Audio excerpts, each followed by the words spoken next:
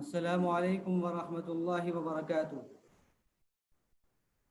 آواز آ رہی ہے؟ وعلیکم السلام ورحمۃ اللہ وبرکاتہ. جی آ رہی شیخ الحمدللہ.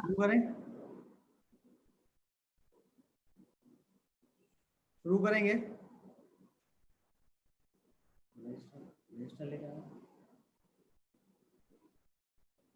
شروع کریں. جی شیخ شروع کریں. الحمد للہ رب العالمین والصلاة والسلام علی اشرف الانبیاء والمرسلین وعلى آلہ واصحابہ اجمعین اما بعد فاعوذ باللہ السمیع العلیم من الشیطان الرجیم بسم اللہ الرحمن الرحیم ام خلقوا من غیر شیء ام هم الخالقون ام خلقوا السماوات والارض بل لا یوقنون قال رب اشرح لي صدری ويسر لي امری واحلل عقدۃ من لسانی یفقهوا قولی ربی زدنی علما سبحانك لا علم لنا الا ما علمتنا انك انت العلیم الحکیم. محترم اسلامی ماؤں اور بہنوں، آج الحمدللہ ہم جس موضوع پر گفتگو کریں گے وہ ہے ملحدین ایتھیسٹ کے بارے میں، یعنی جو اللہ تعالیٰ کو، آخرت کو، کسی دھرم کو نہیں مانتے، ان کے تعلق سے کہ ان کو کس طریقے سے دعوت دی جائے. سب سے پہلی بات یہ ہے کہ اللہ تبارک و تعالیٰ نے سارے انسانوں اور جناتوں کو اپنی عبادت کے لیے پیدا کیا ہے. اللہ نے فرمایا وما خلقت الجن والانس الا لیعبدون، سورۃ الذاریات، کہ ہم نے تمام انسانوں اور سارے جناتوں کو صرف اور صرف اپنی عبادت کے لیے پیدا کیا ہے. اور اللہ تعالیٰ نے انسانوں کے مختلف احوال، مختلف جو ہے خیالات، مختلف ذہن رکھے ہیں، اور کچھ ذہن جو ہے شرک کی وجہ سے، گمراہیوں کی وجہ سے جو ہے پیدا ہو جاتے ہیں. تو اسی طریقے سے بنیادی طور پر میرے سامنے جو اور آپ کے سامنے جو لوگ ہیں، مدعو کی جو قسمیں ہیں وہ بنیادی طور پر دو طرح کی ہیں. ایک وہ لوگ ہیں جو کسی دھرم کو یا کسی خدا کو مانتے ہیں، یعنی دھارمک لوگ، تھیسٹ لوگ، اور جو ہے خدا پرست لوگ. دوسری طرف وہ لوگ ہیں جو ادھارمک ہیں، یعنی جو ناستک لوگ ہیں، یا کسی دھرم اور اللہ اور خدا کو نہیں مانتے ہیں، صرف اپنی مرضی اور اپنے دل اور دماغ پر چلنا چاہتے ہیں. تو جو تھیسٹ لوگ ہیں، یعنی جو دھارمک لوگ ہیں، ان کے تعلق سے آپ دیکھیے یہ دو قسم کے ہیں. پہلے قسم کے لوگ ہیں بلیو ان اے کریٹر، جو کسی خالق پر یا کسی ایک خالق کو مانتے ہیں، مالک کو مانتے ہیں. ان میں بنیادی طور پر مسلمان ہیں، اسلام ہے، دوسرا کرسچینٹی ہے، تیسرا جیوزم ہے یعنی یہودیت ہے. اور اسی کے اندر آپ دیکھیے جو بگاڑ پیدا ہوا ہے خدا کو ماننے والوں کے درمیان، جو بگاڑ پیدا ہوا کسی نے، اس میں کیا ہے، سب سے پہلا جو سب سے زبردست جو راستہ ہے جو اسلام ہے، تو خاص پیور مذہب ہے وہ اسلام ہے. اور اس کے علاوہ ٹرینٹی جو ہے اس سے نکل گئی مذہبیت سے. ٹرینٹی جو ہے اس کے اندر تین خداؤں کو مانا جاتا ہے. ڈوالٹی، دو خداؤں کی پوجا کی جاتی ہے. اولاد اور افطار کی پوجا کی جاتی ہے، یعنی خدا کو تو مانتے ہیں یہ لوگ لیکن غلط شکل میں، یا خدا کی شکل کو بگاڑ کر اس کو مانتے ہیں. اور دوسری چیز ہے اسی کے اندر، تھیسٹ کے اندر، creation is the manifestation and part of creation, یعنی کریٹر جو ہے ایک حصہ ہے اس کائنات کا، اور چیزوں کا جو ہے کائنات کا ایک حصہ جو ہے کریٹر ہے، یا کریٹر جو ہے کائنات کی ہر چیز میں پایا جاتا ہے. جیسا کہ ہم اس کو کہہ سکتے ہیں وحدت الوجود یا وحدت الشہود کا عقیدہ پایا جاتا ہے. یہ بھی غیر اسلامی عقیدہ ہے. اور اسی طریقے سے جو دوسری جو قسم ہے بنیادی ایتھیسٹ کا جو ہے نظریہ، اس کے اندر 4 قسمیں ہیں، تقریباً 3 قسمیں ہیں. آواز آ رہی ہے میری کلیئر؟ تو پہلی چیز ہے اس کے اندر، ایتھیسٹ کے اندر، نو گوڈ، یعنی کسی خدا کو نہیں مانتے، اپنا کسی خالق مالک کو نہیں مانتے، بلکہ کیا بولتے ہیں، اس طرح کے لوگ جو ہے وہ یا تو کمیونسٹ ہوتے ہیں، یا ڈارونسٹ ہوتے ہیں، یا آئیڈیولوجسٹ جو دماغ پر ہی عمل کرتے ہیں. اسی طریقے سے دوسرا جو اس میں دوسری جو چیز ہے، آئی ایم گاڈ، یعنی ایسے لوگ بھی ہوتے ہیں جو خود خدا بننے کی کوشش کرتے ہیں، جیسا کہ فرعون نے کہا تھا انا ربکم الاعلی، اپنی طاقت اور اپنی صلاحیت کو دیکھتے ہوئے کہ میں ہی تمہارا خدا ہوں. اسی طریقے سے صوفیزم میں بھی یہ چیز پائی جاتی ہے کہ ایک ہوتا ہے صوفیزم میں عام انسان، ایک ہوتا ہے خاص، اور ایک ہوتا ہے خاصۃ الخاص، یعنی سب سے زیادہ اللہ کے قریب، یعنی وہ اللہ میں نعوذ باللہ، جو تو ہے وہ میں ہوں اور جو میں ہوں وہ تو ہے، اس طرح کا عقیدہ وہ بن جاتا ہے، جو کہ غیر اسلامی عقیدہ ہے. یعنی کہ انسان خود ایک درجے پر پہنچ کر وہ لوگ دلیل بھی پیش کرتے ہیں کہ یقین کی کیفیت ہمارے اندر آ چکی ہے، تو ہم خدا کے مرتبے پر فائز ہو چکے ہیں اور جو ہمیں عبادت کی کوئی ضرورت نہیں ہے. تو یہ بھی جو ہے ایک طریقے کا خدا کا انکار اس کے اندر پایا جاتا ہے، جو خود کو خدا بنانے کی ایک چیز ہے. اسی طریقے سے تیسری ایک چیز ہے every thing is by chance, یعنی کائنات کی ہر چیز بائی چانس اپنے آپ چل رہی ہے، اپنے آپ کائنات وجود میں آ رہی ہے اور اپنے آپ سب کچھ ہو رہا ہے. تو یہ بھی جو ہے ایتھیسٹ کی 3 بنیادی کیٹیگریز آتی ہیں. ہاں، تو تمام جو طالبات ہیں ان سے درخواست ہے کہ یہ چیز آپ اپنے شارٹ میں جو ہے نوٹ کرنے کی کوشش کریں. یہ میرے پاس بھی نوٹس ہیں، تو اس سے آپ کو بہت فائدہ ہوگا. تو پہلی چیز ہے نو گاڈ ایتھیسٹ کے اندر، دوسرا ہے آئی ایم گاڈ، تیسرا ہے every thing is by chance. تو یہ چیز ہے. اب ہم دیکھتے ہیں کہ ایتھیسٹ کی بنیاد کس چیز پر ہوتی ہے. ایتھیسٹ کی بنیاد کس چیز پر ہوتی ہے؟ تو ایتھیسٹ کے بارے میں آپ سب پڑھے لکھے لوگ ہیں. The basic atheistic arguments is facts of science, یعنی ایتھیسٹ کی جو بنیاد ہوتی ہے، آج کے جو ایتھیسٹ ہیں ان کی جو بنیاد ہے وہ سائنس کے اوپر ہے. اور سائنس جو ہے ایک دماغی مفروضے کا نام ہے، یعنی ایک دماغ میں ایک نظریہ قائم کیا جاتا ہے، پھر اس کی تحقیق ہوتی ہے، ریسرچ ہوتا ہے، اور ریسرچ غلط بھی ہو سکتا ہے وہ تحقیق یا نہ اس کا جو، اور وہ صحیح بھی ہو سکتا ہے. تو سب سے پہلی چیز اب دیکھنا ہے کہ سائنس کسے کہتے ہیں. میری آواز آ رہی ہے آپ کو؟ جی الحمدللہ شیخ آ رہی ہے. جی سمجھ میں آ رہی ہے نا؟ اس سے جو ہے یہ پھٹ کر ایک سسٹم بن گیا ہے اور جو ہے یہ اس طریقے سے وجود میں آیا ہے. اور یہ ساری باتیں جو انسان کو معلوم ہوئی ہیں کسی آسمانی کتاب سے وحی سے معلوم نہیں ہوئی، بلکہ انسان کو تاریخ پڑھنے اور غور کرنے سے، اور انسانوں کے اور چیزوں کے احوال پر، انسانوں کے اور چیزوں کے حالات پر، احوال پر غور و فکر کرنے سے یہ چیزیں معلوم ہوئی ہیں. یہاں کوئی ایسی طاقت نہیں ہے جو ان سارے معاملات کو چلا رہی ہے، پیدا کر رہی ہے. خالق، مالک، متصرف، مدبر ان کے نزدیک نہیں ہے. ایتھیسٹ کا نظریہ ہے اور یہ ان کی سوچ ہے، ان کی تعریف ہے ایک طریقے سے. اور اس کی سٹارٹنگ کہاں سے ہوئی آپ دیکھیے، مختصر میں بتا دوں. اصل تو یہ ہے کہ یہ شیطانی فکر ہے، یعنی شیطان جو ہے جو اللہ کے پاس وعدہ کر کر آیا تھا، جیسا کہ اس نے سورۃ الاعراف آیت نمبر 17، اس کو آپ نوٹ کر لیں.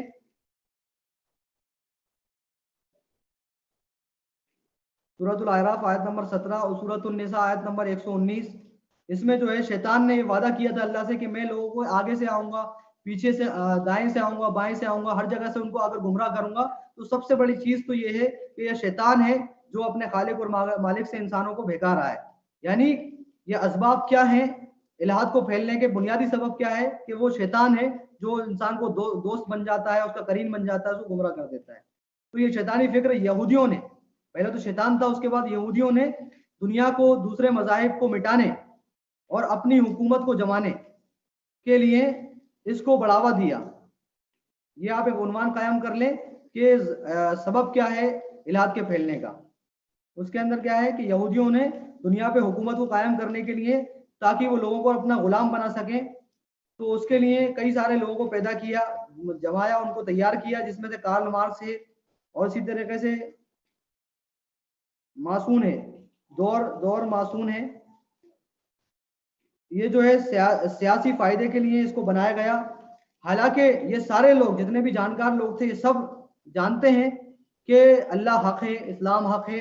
جیسا کہ اللہ نے فرمایا وَجَحَدُوا بِهَا وَاسْتَيْقَنَتْهَا أَنفُسُهُمْ ظُلْمًا وَعُلُوًّا. انہوں نے جان بوجھ کر انکار کیا، حالانکہ ان کے دل یقین کر چکے تھے کہ اللہ اور اسلام اور قرآن حق ہے، ظلم کی وجہ سے اور سرکشی کی وجہ سے.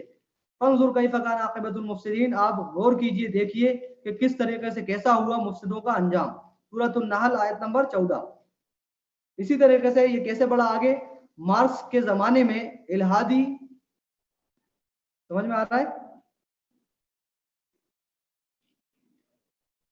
مارکس کے زمانے میں الہادی فکر نے ترقی کرنا شروع کیا، اور اس کے بعد آخری ذمہ دار، جو آخری اس کا مارکس کے بعد جو ذمہ دار بنا اس فکر کو آگے بڑھانے والا، وہ میخائیل जोरबा नुशूफ है, मिखाइल जोरबा नुशूफ जो अंग्रेजी नाम है, तो अरबी में लिखा हुआ उर्दू में, के दौर में जिसको सूफियाती इत्तिहाद का नाम दिया गया, इसमें इलाहादी फिक्र अपने उरूज को पहुंच चुकी थी। इलाहादी फिक्र अपने उरूज को जो है बहुत आगे बढ़ चुकी थी, लेकिन अल्लाह ने इन सबको जलील किया, रुसवा किया और बुरी मौत इनकी हुई। और यहीं पे मैं आपको एक बात बता दूं, रशिया में, रूस में जो है तकरीबन सबसे ज्यादा जो है इलाहाद को बढ़ावा दिया गया। 1917 में कम्युनिस्ट यानी समझ लीजिए मजदूरों को आगे बढ़ाया गया, मजदूरों को आगे बढ़ाया गया, उनकी हुकूमत को कायम करने की कोशिश की गई और रेवोल्यूशन आया 1917 में। और स्टालिन और कई लोगों के नाम आते हैं इसको बढ़ावा देने में। और फिर 1952 में, बहुत अहम पॉइंट है इसके अंदर, फिर 1952 में धर्म को, यानी जितने भी जो मज़ाहिब थे या धार्मिक जो किताबें थी या धार्मिक जो चर्च वगैरह और जो मस्जिदें थी, उनको खत्म कर दिया गया, उनको मिटा दिया गया, बंद कर दिया गया। आप देखिए, और फिर ये इसी तरीके से चलता रहा कुछ सालों। और जब स्टालिन का इंतकाल हो गया, जब वो मर गया, और इस तरह के लोग जो धीरे धीरे खत्म हो गए, जो लीडर थे, लेकिन 1991 में, ये तारीखी बात है और इंटरनेट पे आपको मिल जाएगी, 1991 में दोबारा से लोग चर्च बनाने लगे, दोबारा से लोग मस्जिदें बनाने लगे, दोबारा से लोग धार्मिक चीजों की तरफ आ गए। तो ये चीज दलील है कि अल्लाह ने, जैसा कि अल्लाह के नबी ने फरमाया, कुल्लु मौलूदिन यूलदु अलल फितरा, कि हर बच्चा तौहीद पर पैदा होता है, हर बच्चा तौहीद पर, इस्लाम पर पैदा होता है, लेकिन उसके वालिदैन युहव्विदानिही फ़अबवाहु युहव्विदानिही औ युनस्सिरानिही औ युमज्जिसानिही, लेकिन उसके वालिदैन उसको यहूदी बना देते हैं, नसरानी बना देते हैं या मजूसी बना देते हैं। इसी तरीके से आप इस पे वो कर लें कि या उसको दूसरे जो भी कम्युनिटी होती है वो अपने अपने अकीदे और नजरियात पर उसको ढाल लेते हैं, लेकिन वो ज्यादा देर तक टिक नहीं पाता। अगर उसको जरा सा भी माहौल मिले, जरा सा भी आज़ादी मिले, तो वो अपने रब, अपने मालिक और इस्लाम की तरफ दौड़कर आते हैं। ये दलील है इस बात की कि इलाहाद जो है हकीकी नहीं है, और जो है शिर्क जो है हकीकी नहीं है, बल्कि तौहीद और एक अल्लाह की इबादत हकीकी है, जिसकी तरफ लोग पलट कर आ जाते हैं अगर उनको जरा सी भी दावत दी जाए, समझाया जाए या माहौल दिया जाए। तो ये बहुत बड़ी दलील है कि इसके रद्द में तो प्रैक्टिकल है कि रशिया में जो है सारी चीजों को कायम करने की कोशिश की गई, लेकिन फिर लोग खुद इस्लाम की तरफ और धर्म की तरफ वापस लौट आए। और दूसरी चीज जो इलाहाद को फैलने के जो सबब में से, असबाब में से जो चीज है कि वही मैंने बताया कि शैतान ने लोगों को गुलाम बना लिया, शैतान ने लोगों को जकड़ लिया है। और दूसरी जो चीज है, दीन की पाबंदियों से निकलना। नोट करना है आप लोग, समझ में आ रहा है?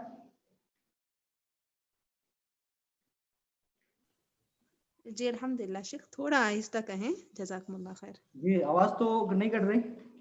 नहीं कटी अल्हम्दुलिल्लाह। तो मैं बता रहा था कि इलाहाद के मुआशरे में, दुनिया में फैलने के असबाब क्या हैं। तो इसको आप देखिए, सबसे पहला शैतान का लोगों को गुमराह करना, सूरह आराफ आयत नंबर 17, सूरत उन्निसा आयत नंबर 119। दूसरी चीज है कि इंसान की दीन की पाबंदियों से निकलना, नफ्स परस्ती जो इलाहाद का सबसे बड़ा सबब है। यानी इंसान अपनी ख्वाहिशात को पूरा करना चाहता है, उसके लिए उसको पाबंदी लगती है अल्लाह को मानना, उसको पाबंदी लगती है आखिरत पर ईमान, उसको पाबंदी लगती है इस्लाम की कानून को, इस्लाम की पाबंदियों को, नमाज पढ़ना, रोजा रखना, ये सब पाबंदियां उसको बर्दाश्त नहीं है। जैसा कि अल्लाह ने कुरान में कहा, अफरअयता मन इत्तखज़ इलाहहु हवा, कि क्या आपने गौर नहीं किया उस शख्स की तरफ जिसने अपनी ख्वाहिशात को रब बना लिया है, जिसने अपनी ख्वाहिशात को, नफसानी ख्वाहिशात को रब बना लिया है।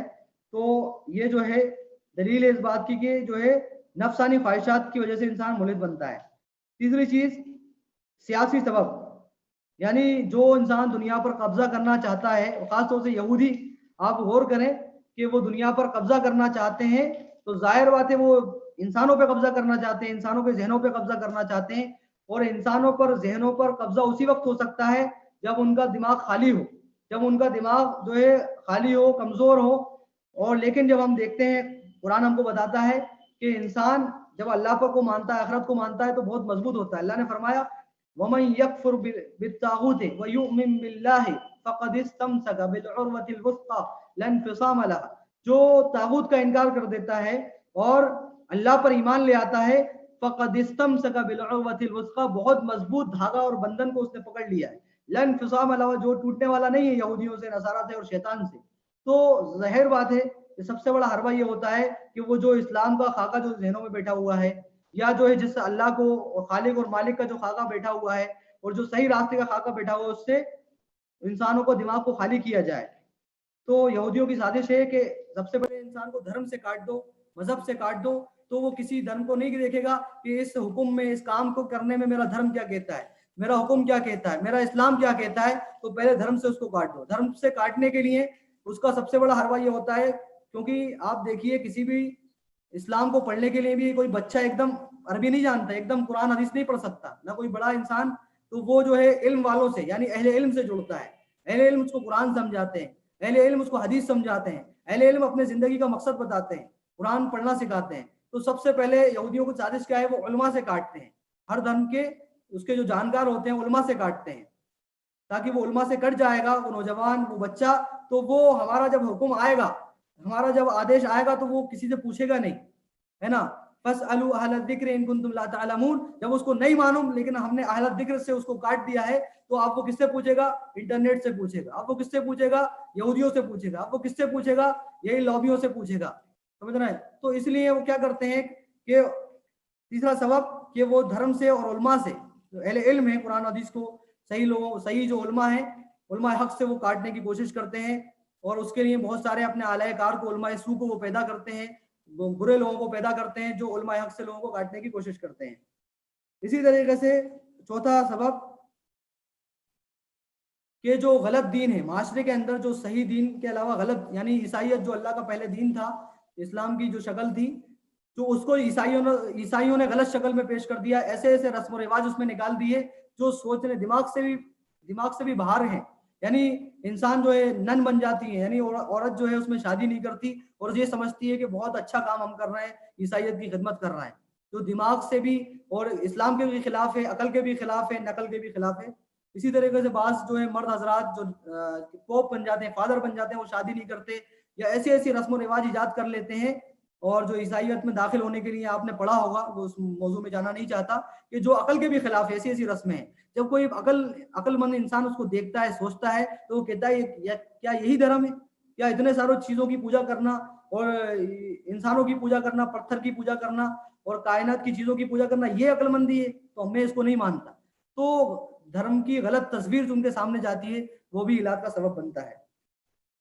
اسی طریقے سے جو بہت ابھی پہلے کے زمانے میں 100-200 سال پہلے جو عیسائیوں کی جو جدید سائنس اور جدید علوم سے دشمنی تھی, یعنی جدید سائنس ریسرچ کرنا چاہتی تھی, لیکن عیسائیت کے جو پوپ تھے, فادر تھے, وہ یہ چاہتے تھے کہ یہ لوگ ریسرچ نہ کریں, ہم سے کٹ جائیں گے. تو یہ چیز بھی سبب بنی کہ لوگ جو ہے بدزن ہو گئے چرچ سے, پوپ سے, اور غلط رسم و رواج بھی سبب بنے.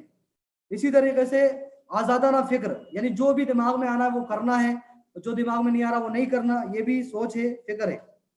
جیسا کہ سورۃ الغافر آیت نمبر 50 میں اس کے بارے میں کہا گیا ہے, تکبر کی وجہ سے ہوتا ہے کہ جو میں کہہ رہا ہوں وہی مجھے کرنا ہے. سورۃ الغافر آیت نمبر 50.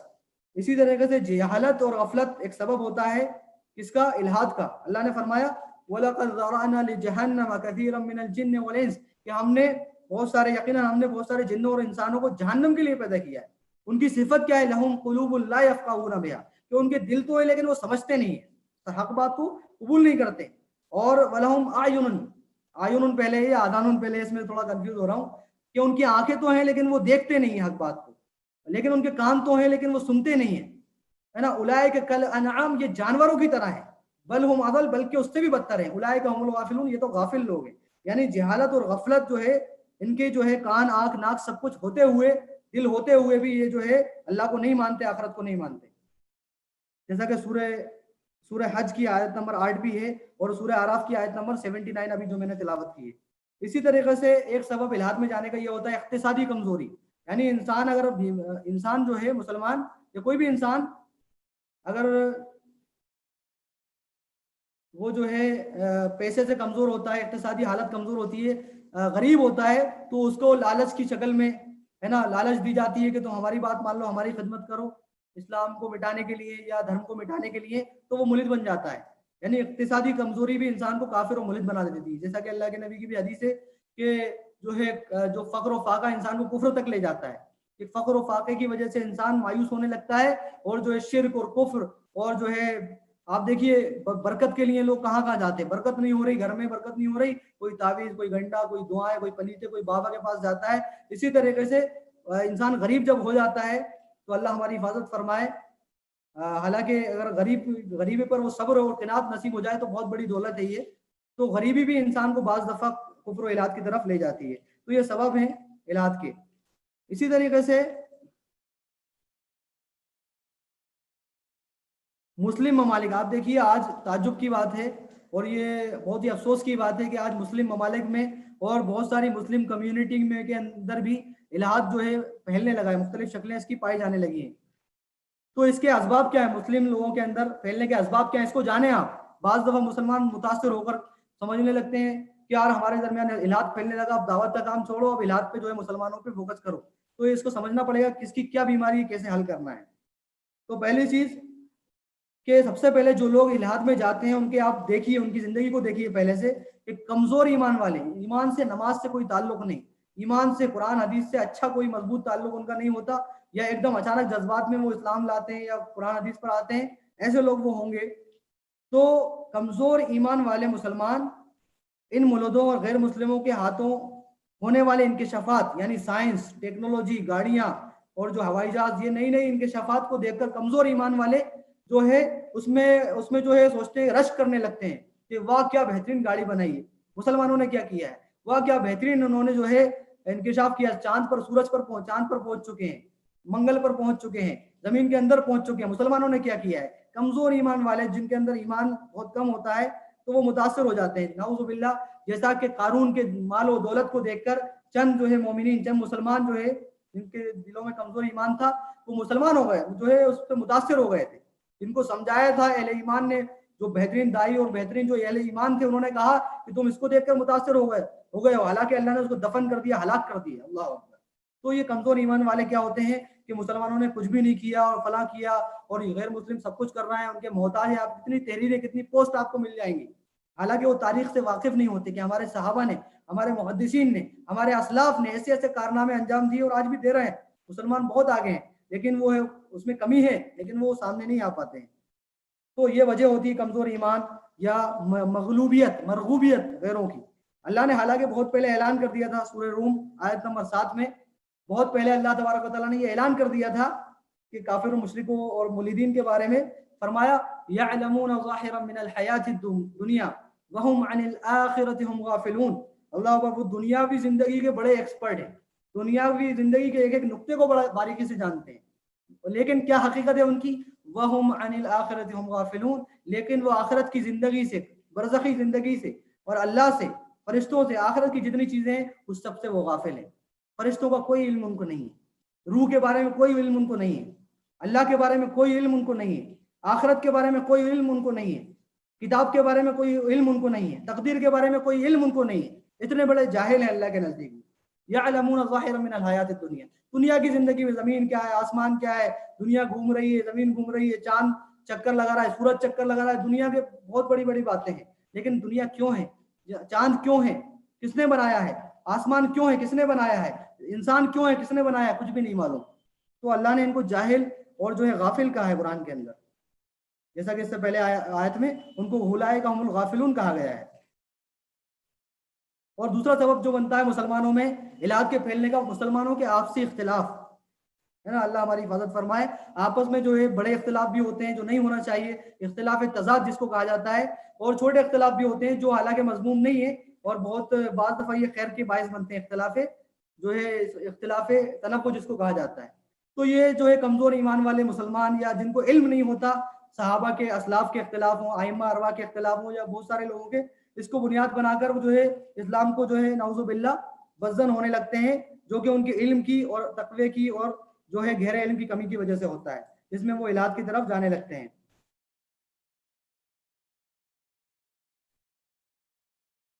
تو یہ چند اسباب ہیں کہ علم نہ ہونے کی وجہ سے اور جو ہے مرغوب ہونے کی وجہ سے لوگ جو ہے اس کے اندر, مسلمان بھی بعض کمزور مسلمان اس کے اندر جا سکتے ہیں یا جاتے ہیں. آئیے اب دیکھتے ہیں کہ الحاد کے کیا کیا نقصان ہو سکتے ہیں انسانوں کے اندر. جب الحاد آتا ہے تو یہ سمجھنا بہت ضروری ہے کہ جب تک ہم, یہ میں اس لیے گہرائی سے بتا رہا ہوں کہ آپ کو جو ہے موٹی موٹی باتیں آپ کو انٹرنیٹ پہ آپ کو مل جائیں گی کہ علاج کیا ہے، قرآن کی آیتیں بھی آپ کو الحمدللہ مل جائیں گی اور یہ ساری باتیں آپ کو مل جائیں گی. لیکن جو میں نے جو تھوڑی بہت اللہ کم علم سے جو ریسرچ کیا ہے کہ الحاد اور لا دینیت کے نقصان کیا کیا ہو سکتے ہیں. سب سے پہلے آپ یہ سمجھ لیں کہ الحاد کے توحید کے فائدے آپ سمجھ لیں تو الحاد کے نقصان آپ کو سمجھ میں آ جائیں گے. توحید کے فائدے اور اللہ کو ماننے کے فائدے، اللہ نے فرمایا جیسا کہ میں نے پہلے کہا تھا وَمَن يَكْفُرْ بِالطَّاغُوتِ وَيُؤْمِن بِاللَّهِ فَقَدِ اسْتَمْسَكَ بِالْعُرْوَةِ الْوُثْقَى لَا انفصام لَهَا کہ سورۃ البقرہ آیت نمبر 256 میں اللہ نے کہا جو طاغوت کا انکار کرتا ہے اور اللہ کی رسی کو، اللہ کی دھاگے کو، اللہ کے جو ہے اس کو مضبوطی سے، کڑے کو مضبوطی سے تھام لیتا ہے اور وہ ٹوٹنے والا نہیں ہے. تو آپ دیکھیے جہاں دی ہوئی اسی کی تھی. حق تو یہ ہے کہ حق ادا نہ ہوا. صحابہ اکرام کی جان گئی لیکن ایمان نہ گیا. اسلاف کی جانیں گئیں، قربانی مال سب کچھ گیا، گھر گیا، لیکن کبھی ایمان نہیں جانے دیا. یہ ایسا رشتہ ہوتا ہے، ایسا بندھن ہوتا ہے. تو یہ سب سے بڑی طاقت ہے ایمان توحید. اس کے مقابلے میں شرک اور الحاد جو ہے سب سے بڑی کمزوری ہے. سب سے بڑی کمزوری ہے کہ انسان جو ہے کچھ بھی کر لیتا ہے، سوسائڈ کر لیتا ہے، انسان اپنے گھر والوں کو مار دیتا ہے، انسان جو ہے بہت ساری برائیاں بھی آئیں گی. اور دوسری چیز یہ ہے تقوی جو ہے، اللہ کا تقوی جو ہے انسان کو انسان بناتا ہے، ہر مصیبت سے نکال دیتا ہے. اللہ نے فرمایا وَمَن يَتَّقِ اللَّهَ يَجْعَلْ لَهُ مَخْرَجًا وَيَرْزُقْهُ مِنْ حَيْثُ لَا يَحْتَسِبُ کہ جو اللہ سے ڈرتے ہیں، تقوی اختیار کرتے ہیں، اسلامی زندگی اختیار کرتے ہیں، اسلام کو فالو کرتے ہیں، تو اللہ تعالیٰ فرماتا ہے کہ یجعل لہ مخرجا ہر مصیبت سے نکلنے کا راستہ ہم آسان فرما دیتے ہیں. ہر مصیبت، ہر پریشانی، ہر تکلیف سے نکلنے کا، ڈپریشن، بیماری، ظاہری بیماری، جسمانی بیماری، روحانی بیماری، ہر بیماری سے نکلنے کا راستہ یہ تقوی اور توحید کی بنیاد پہ اس کو عطا کر دیتے ہیں. اور دوسری جگہ فرمایا اللہ نے جو تقوی اختیار کرتا ہے وَيَجْعَلْ لَهُ فُرْقَانًا کہ ہم اس کو فرقان دیتے ہیں، ہر حق اور باطل میں فرق کرنے کا تمیز اس کو عطا کر دیتے ہیں. تو یہ فائدہ ہے توحید کا اور اللہ کو ماننے کا. اس کے علاوہ نقصان کیا ہے الحاد کے؟ سب سے پہلا نقصان کہ بے حیائی، جرائم بڑھ جاتے ہیں. یعنی انسان آزاد ہو جاتا ہے، اس کو شرک کرنے میں، اس کو زنا کرنے میں، اس کو سگریٹ پینے میں، اس کو کوئی بھی گناہ کرنے میں کوئی کسی کا ڈر نہیں ہوتا. جب وہ خالق کو ہی نہیں مانے گا تو اس سے ڈرے گا کیسے؟ اور دوسری چیز سوسائٹی میں خودکشی کے واقعات بڑھ جاتے ہیں. آپ ریسرچ کر کے دیکھ لیجئے کہ میں سمجھتا ہوں اسلام تو الحمدللہ اسلام میں تو نہ کے برابر یہ واقعات ہیں، ہے نا. چند میں نے کہا نا کمزور ایمان والے ہو سکتا ہے کچھ غلط فہمی میں کر لیں.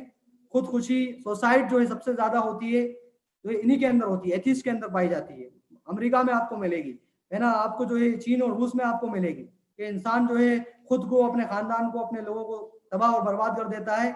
ایسے ایسے بم اور ایسے ایسی چیزوں کو لوگوں کو بناتا ہے جس سے اس کو رحم ختم ہو جاتا ہے، انصاف ختم ہو جاتا ہے. اور جو ہے غیر مسلم بھی بہت سارے جو ہے سوسائڈ کرتے ہیں. تو میری بات سمجھ میں آ رہی ہے آپ کو؟ آپ نوٹ کر رہے ہیں؟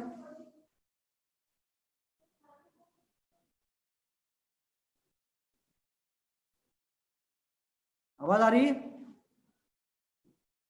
السلام علیکم ورحمۃ اللہ. جی شیخ آ رہی ہے الحمدللہ.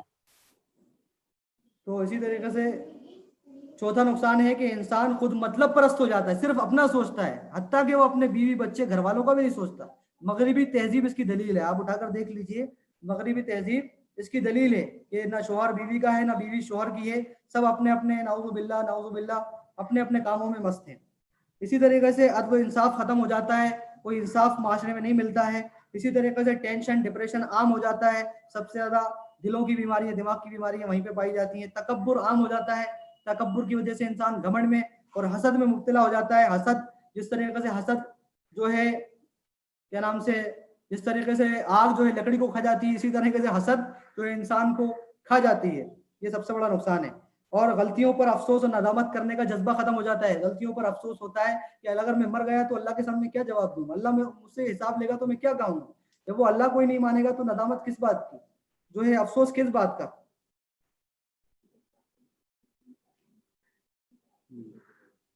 ٹھیک ہے. تو اسی طریقے سے خاندانی نظام، یعنی خاندانی نظام، رشتے ناطے سب برباد ہو جاتے ہیں، نسلیں برباد ہو جاتی ہیں، بچے جو ہے تباہ اور برباد ہو جاتے ہیں. جیسا کہ اللہ نے فرمایا، آخری بات، پھر تھوڑا سا ریسٹ لیں گے 2-4 منٹ کا، پھر بات بتائیں گے. سورہ طٰہٰ آیت نمبر 124 میں بہت اہم آیت اللہ نے فرمایا، اس ساری چیزوں کا خلاصہ جمع کر دیا. اللہ نے فرمایا وَمَنْ أَعْرَضَ عَنْ ذِكْرِي فإن له معيشة ضنكا ونحشره يوم القيامة أعمى. اللہ اکبر. اللہ نے فرمایا ومن اعرض عن ذکری, جو میرے ذکر سے, میرے قرآن سے ہے نا اعراض کرتا ہے, فإن له معیشۃ ضنکا, اس کی زندگی تباہ کر دیتے ہیں, برباد کر دیتے ہیں, ٹینشن ڈپریشن اس کے لیے عام ہو جاتا ہے. اور جو ہے ہم اسے قیامت کے دن اندھا کر کے اٹھائیں گے, جس طریقے سے اس نے دنیا میں اللہ کے دین کو, اللہ کی آیتوں کو اور جو آفاق و انفس میں اللہ کی جو نشانیاں اس سے انکار کر دیا, اس کی وجہ سے اللہ تعالیٰ اس کو اندھا کر کے اٹھائے گا. سب سے بڑا نقصان ہوتا ہے, آخرت اس کی تباہ ہو جاتی ہے.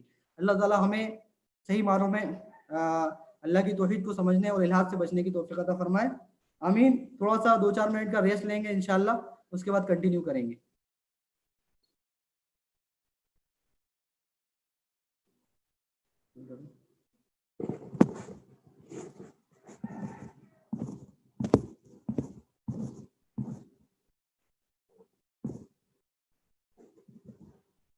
بولو نا.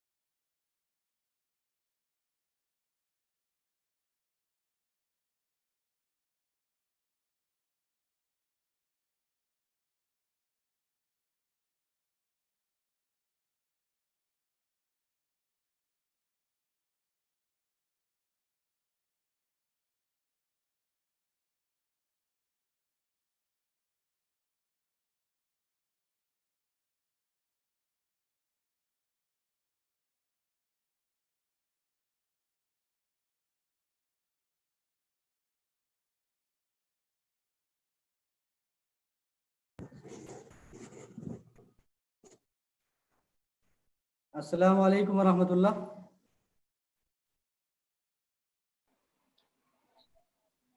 आवाज आ रही है? वालेकुम जी अल्हम्दुलिल्लाह वालेकुम अस्सलाम व बरकातहू। बिस्मिल्लाहिर्रहमानिर्रहीम। तो जैसा कि मुल्हिदीन के ताल्लुक से बातचीत चल रही थी, अभी तक हमने देखा कि एथीस्ट कौन होते हैं और थीस्ट कौन होते हैं, और इलाहाद की तारीफ़ क्या है, इलाहाद का मतलब क्या होता है। इसी तरीके से इलाहाद के फैलने के असबाब क्या हैं गैर मुस्लिम और मुस्लिम के माशरे में। इसी तरीके से हमने देखा कि इलाहाद के नुकसानात क्या हैं, इलाहाद के क्या क्या नुकसानात, कितने भयानक नुकसानात हो सकते हैं जिसको दुनिया भुगत रही है।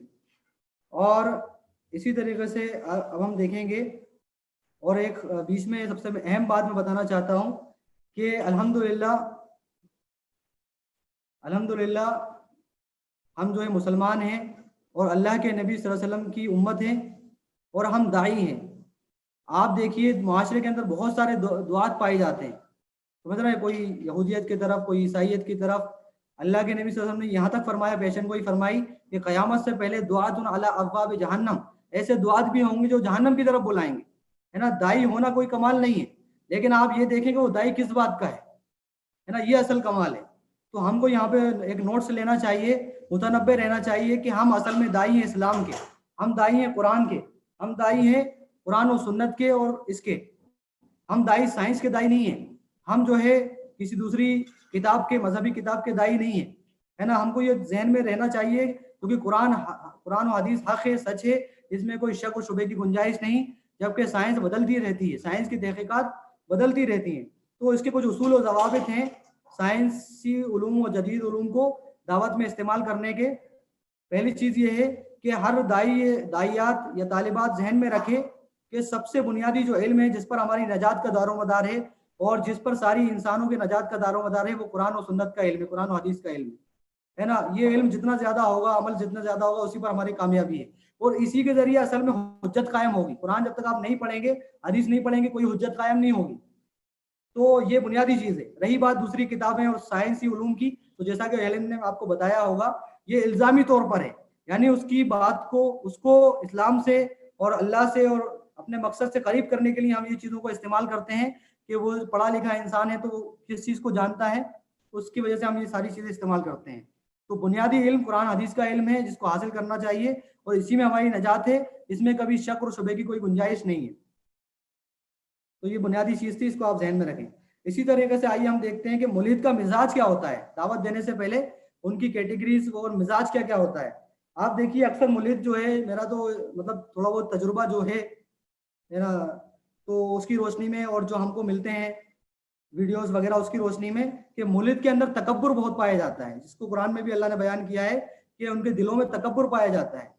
तो आप देखो मुलीद जो है अपनी बात पर अड़ा रहेगा, तकब्बुर पाया जाएगा, सबको कबूल आसानी से नहीं करता।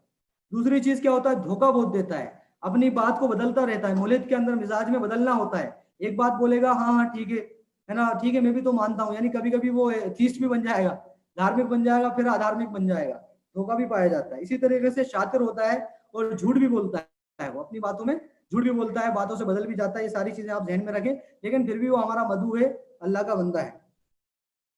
इसी तरीके से आइए देखते हैं कि मुरीदीन को दावत के लिए हमारा ये यकीन होना चाहिए कि कुरान और हदीस में मुरीद को, बल्कि हर इंसान को दावत के उसूल और ज़वाबित और आयतें मौजूद हैं। हमारा ईमान और यकीन है हर एक के उसूल और ज़वाबित मौजूद हैं। और दूसरी बात कि रही बात लॉजिक की, तो अल्लाह ने बाज़ दफ़ा मिसालों का इस्तेमाल किया है, तो वो बाज़ जायज़ मिसालों का असलाफ ने और बहुत सारे उलमा ने इस्तेमाल किया है, वो भी हम इस्तेमाल करेंगे। कि आपको मुलीद को समझने के लिए कुछ मिसालों को प्रैक्टिकल आपको समझना पड़ेगा। जैसा कि मैं आपको कुछ वाक़यात सुनाऊंगा। यहाँ पर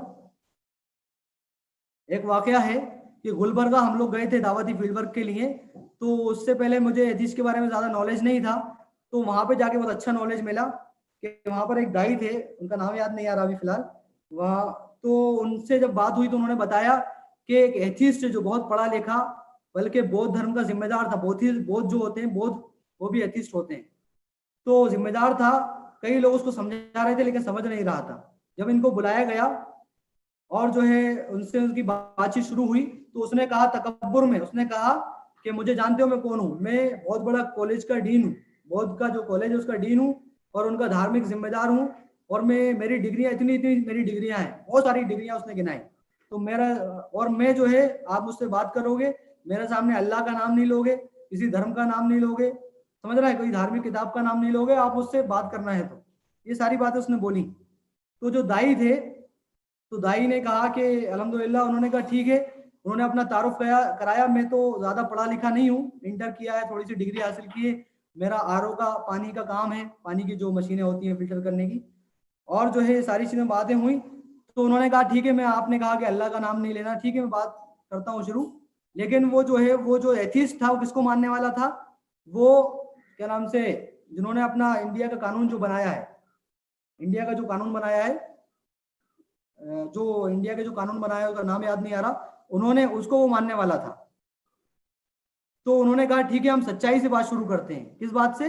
सच को तो आप मानते ही होंगे। तो उसने कहा बिल्कुल मानता हूं। तो उसने कहा कि बताइए, आप अगर बैठे हुए हैं, आपकी माँ आपके सामने है, आपकी बहन, आपके भाई, और वो जिसको आप मानते हैं, जिसको आप जो है सुबह, क्या नाम है उनका, जिसको आप मानते हैं, अगर वो शख्स यहाँ से गुजरे और आपसे कहे कि ये आपकी माँ नहीं है, ये आपकी बहन नहीं है, ये आपके भाई नहीं है, तो क्या आप मानेंगे? हाँ बिल्कुल नहीं मानूंगा, ये तो मेरी माँ है, बहन है। तो कहा कि यही बात है, हकीकत को, सच, आप सच को मानेंगे, आप उनकी बात नहीं मानेंगे।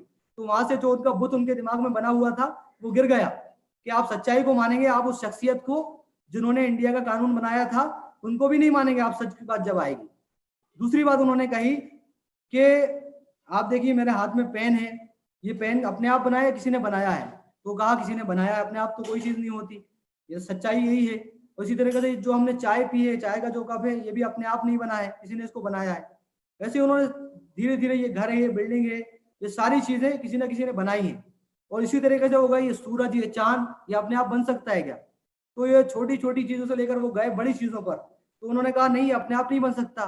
तो यही तो हम आपको समझाना चाह रहे हैं कि इस सारी चीजों को कोई बनाने वाला है, और ये जरा सा भी अगर वो हट जाए, उसकी निगाह से हट जाए, तो सारा निजाम खत्म हो जाएगा, सारा निजाम टूट जाएगा। जैसा कि अल्लाह ने कहा कि अल्लाह ने फरमाया कि अगर जमीन और आसमान में एक अल्लाह के सिवा और भी माबूद अल्लाह होते तो जमीन और आसमान नष्ट हो जाता, खत्म हो जाता। तो इस तरीके से उन्होंने समझाया, हत्ता कि उन्होंने मिसालें देकर समझाया कि यही तो बताना चाह रहे हैं कि हर एक का बनाने वाला होता है। ट्रेन भी जो है अपने आप नहीं बनी। तो उन्होंने एक मिसाल दी कि ट्रेन में एक आदमी सफर कर रहा है, और सफर करते हुए वो उससे टीटी पूछता है कि बताओ कि तुम सफर कहाँ जाना है तुमको, है ना, तुम कहाँ से आ रहे हो, है ना, कब उतरोगे? तो वो कहता है मुझे कुछ नहीं मालूम, मुझे कहाँ जाना मुझे नहीं मालूम, मैं कहाँ से बैठा हूँ मुझे नहीं मालूम, कब उतरना नहीं मालूम। तो बताइए, आदमी को इंटेलिजेंट होगा बेवकूफ होगा? तो उसने कहा कि यकीनन बेवकूफ होगा। तो उस आदमी ने कहा कि वो आदमी ने मान लिया, उस आदमी ने कहा कि यकीनन वो बेवकूफ इंसान मैं ही हूँ, जिसको नहीं पता कि मैं दुनिया में क्यों आया हूँ, मुझे कहाँ जाना, मेरा जिंदगी का मकसद क्या है। तो इस तरीके से भी बाज़ दफा लॉजिक से, जो सही लॉजिक है, आप समझा सकते हैं। एक दूसरी मिसाल, मेरी बात समझ में आ रही है आपको? जी अल्हम्दुलिल्लाह शेख, वाज़ेह है अल्हम्दुलिल्लाह। तो दूसरा जो मिसाल है, इमाम अबू हनीफा रहमहुल्लाह के ताल्लुक से आता है एक वाकया, गालिबन जो है अल अक़ीदतुत तहाविया के अंदर ये वाकया मिलता है, जो अक़ीदे की किताब है, कि एक मुल्हिद ने, एक देहरिया ने उनसे मुनाजरा किया, डिबेट करना चाहिए कि मैं आपसे डिबेट करूंगा। तो उन्होंने कहा ठीक है। तो उसने कहा, इमाम साहब ने कहा कि हम नदी के उस पार जो है मिलते हैं, फलाने टाइम में, दिन के वक्त में नदी के उस पार मिलेंगे। तो दोनों के बाद मुनाजरा तय हो गया, वक्त तय हो गया। तो इमाम साहब जो है, तो वो वक्त पर जो है, वो देहरिया, वो जो मुल्हिद एथीस, अपनी जगह पर नदी के उस पार, रिवर के उस पार पहुंच गया। लेकिन इमाम साहब जो है, जब उस पहुंचने का वक्त था, तो वहां से निकले, तो नदी के इस पार जो है देखते हैं कि वो जो है, जो कश्ती है, वो वहां जाने की वो निकल चुकी है। और वो बहुत देर के बाद शाम को वहां पर पहुंचते हैं। और शाम को पहुंचने के बाद वो देहरिया सवाल करता है, आप तो इतने लेट क्यों गए, आपने मुनाजरे का टाइम दिया था। तो उन्होंने जवाब दिया कि असल में क्या था, कश्ती जो थी वो निकल चुकी थी, मेरी जो नाव थी वो निकल चुकी थी, और मुझे कोई रास्ता नहीं था। तो अचानक मैं क्या देखता हूँ कि दरख्त कटते हैं, अपने आप जो ट्री हैं वो कटते हैं, और जो है ट्री से जो है लकड़ियां निकलती हैं, लकड़ियां कटती हैं, और लकड़ियों से कश्ती और नाव बनती है, और नाव जो है पूरा सिस्टम बनता है नाव का। फिर मैं, नाव मेरे सामने आती है और मैं नाव में बैठकर तुम्हारे पास आया हूँ, इसलिए टाइम लग गया। तो वो देहरिया कहता है کہ یہ تو تعجب کی بات ہے, ایسا ہو ہی نہیں سکتا کہ اپنے آپ لکڑیاں کٹے, اپنے آپ ٹری کٹے, اپنے آپ جو ہے لکڑیاں بنے اور اپنے آپ جو ہے کشتی بن جائے, ایسا نہیں ہو سکتا. تو انہوں نے کہا ارے بیوقوف, میں یہی تو تجھے سمجھانا چاہتا ہوں کہ یہ کائنات اپنے آپ نہیں بن سکتی ہے, یہ کائنات اپنے آپ نہیں بن سکتی ہے, یہ کائنات کو کوئی بنانے والا ہے, کوئی چلانے والا ہے. اتنا خوبصورت اپنے آپ نہیں بنا ہے, اس کو کوئی چلانے والا, بنانے والا, سنوارنے والا ہے. تو وہ جو ہے خاموش ہو گیا. فَبُهِتَ الَّذِي كَفَرَ, تو یہ جو اس کے پاس کوئی جواب نہیں رہا. اسی طریقے سے ایک واقعہ آتا ہے پڑوسی ملک کا. میں نے ایک تقریر میں سنا تھا کہ ایک ملک جو ہے لوگوں کو بھیگا رہا تھا کہ اللہ کو کس نے پیدا کیا اور ہمارا کوئی خالق نہیں ہے, مالک نہیں ہے. مسلمانوں کے درمیان وہ داخل ہو گیا تھا اور بہت لوگ جو ہے اس سے ڈیبیٹ کرنا چاہ رہے ہیں, لیکن وہ ان پر غالب آ رہا تھا. لیکن الحمدللہ ایک جو ہے عالم اور ایک اللہ والے جو دیندار تھے ماشاءاللہ, تو انہوں نے کہا کہ اس کو میرے پاس لے کر آؤ. تو وہ جو ہے ایک شخص, اس کا دوست ان کے پاس لے کر گیا اور جو ہے ان سے جو ہے انہوں نے کہا, جب وہ آنے لگا دور ہی سے انہوں نے سوال کیا کہ بھائی یہ بتاؤ کہ تم, میں اپنی بات شروع کرنے سے پہلے بتاؤ اس کا مفہوم بتا رہا ہوں, الفاظ تو سیم نقل نہیں کر سکتے. تو ان عالم صاحب نے اس سے کہا دھیریے سے کہ آپ یہ بتائیے کہ آپ کا تعارف کرائیے کہ آپ خالق ہیں یا مخلوق. اللہ اکبر, آپ یہ بتائیں کہ آپ خالق ہیں یا مخلوق. تو وہ سمجھ گیا, اس کا دماغ کے جو ہے پرگچے اڑ گئے, اس کا دماغ جو ہے پریشان ہو گیا. اس نے کہا کہ مخلوق بولوں گا تو میرا کوئی خالق ہوگا, خالق بولوں گا تو کہا جائے گا کہ آپ نے کیا پیدا کیا ہے, آپ نے کون سی مخلوق بنائی ہے, آپ نے کون سی مکھی بنائی ہے, آپ نے کون سا مچھر بنایا ہے, یہ کہا جائے گا. جیسا کہ اللہ نے قرآن میں کہا ام خلقوا من غیر شیء ام هم الخالقون, کہ اللہ نے فرمایا, یہ بہت اچھا جواب ہے اس آیت کے اندر کہ سورۃ الطور آیت نمبر 35, 36, 37, یہ ساری آیتیں کو آپ ضرور پڑھیں, اس کی تفسیر پڑھیں کہ اس میں اللہ نے فرمایا ام خلقوا من غیر شیء, کیا یہ لوگ اپنے آپ من غیر شیء بغیر کسی چیز کے پیدا ہو گئے ہیں, کیا یہ لوگ بغیر کسی چیز کے پیدا ہو گئے ہیں. ام خلقوا من غیر شیء ام هم الخالقون, یا خود اپنے کریٹر ہیں, یا خود اپنے خالق ہیں, یا خود اپنے مالک ہیں. ایسا نہیں ہو سکتا ہے, نہ ہی یہ بغیر کسی چیز کے پیدا ہوئے ہیں اور نہ ہی یہ خود اپنے خالق ہیں. اور بعض لوگ یہاں پر ایک سوال کر سکتے ہیں, اس سے پہلے بھی ہمارے شیخ نے بتایا تھا, شیخ ضیاء الرحمان حفظہ اللہ نے, کہ کہتے ہیں کہ ماتا پتا ہی ہمارے خالق ہیں, ہمارے ماں باپ نے ہم کو بنایا ہے, ہمارے ماں باپ نے اتنی قربانیاں دی ہیں, وہی ہمارے ماتا پتا, ہمارے ماتا بھگوان ایشور ہیں. تو اللہ نے فرمایا ام خلق السماوات والارض, کیا انہوں نے آسمان و زمین کو بھی بنایا ہے. ان لوگوں نے, ایتھیس نے, کیا آسمان و زمین کو بھی انہوں نے, ان کے ماں باپ نے ہی بنایا ہے, تو دنیا کے لوگوں نے بنایا. اللہ اکبر, اللہ اکبر. یہ آیت سبحان اللہ ایتھیس کے لیے بہت بڑی دلیل ہے نا, خاموش کرنے والی ہے. ہم بل لا یوقنون, بلکہ وہ یقین نہیں رکھتے. حقیقت تو یہ ہے, یہ سارے دلائل بودے ہیں, کمزور ہیں, بلکہ وہ اللہ پر یقین نہیں رکھتے. اس سے آیت کی تفسیر میں ایک حدیث آتی ہے, ایک واقعہ آتا ہے حضرت جبیر بن مطعم رضی اللہ عنہ, جو کون ہے, مطعم بن عدی, جنہوں نے اللہ کے نبی صلی اللہ علیہ وسلم کو جب طائف سے واپس آ رہے تھے آپ کو پناہ دی تھی, ان کے بیٹے ہیں. سبحان اللہ, سبحان اللہ. آپ دیکھیے دعوتی اصول کو سمجھیے کہ کبھی کبھی ایسا بھی ہوگا کہ آپ کو بات سمجھ میں آ رہی ہے.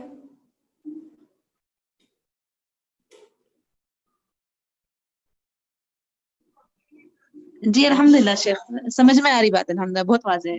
بہت ہی پیارا واقعہ ہے, واقعے سے آپ عبرت حاصل کریں اور آپ کو بہت بڑی دلیل ملے گی کہ جبیر بن مطعم رضی اللہ عنہ جو تقریباً کب اسلام لے کر آئے, اللہ اکبر, تقریباً آپ فتح مکہ کے موقع پر اسلام لے کر آئے. اللہ کے نبی صلی اللہ علیہ وسلم کی رسالت کے نبی بنائے جانے کے بعد 20 سال کے بعد اسلام لے کر آئے. اور کہاں رہتے تھے, وہ مکہ میں رہتے تھے.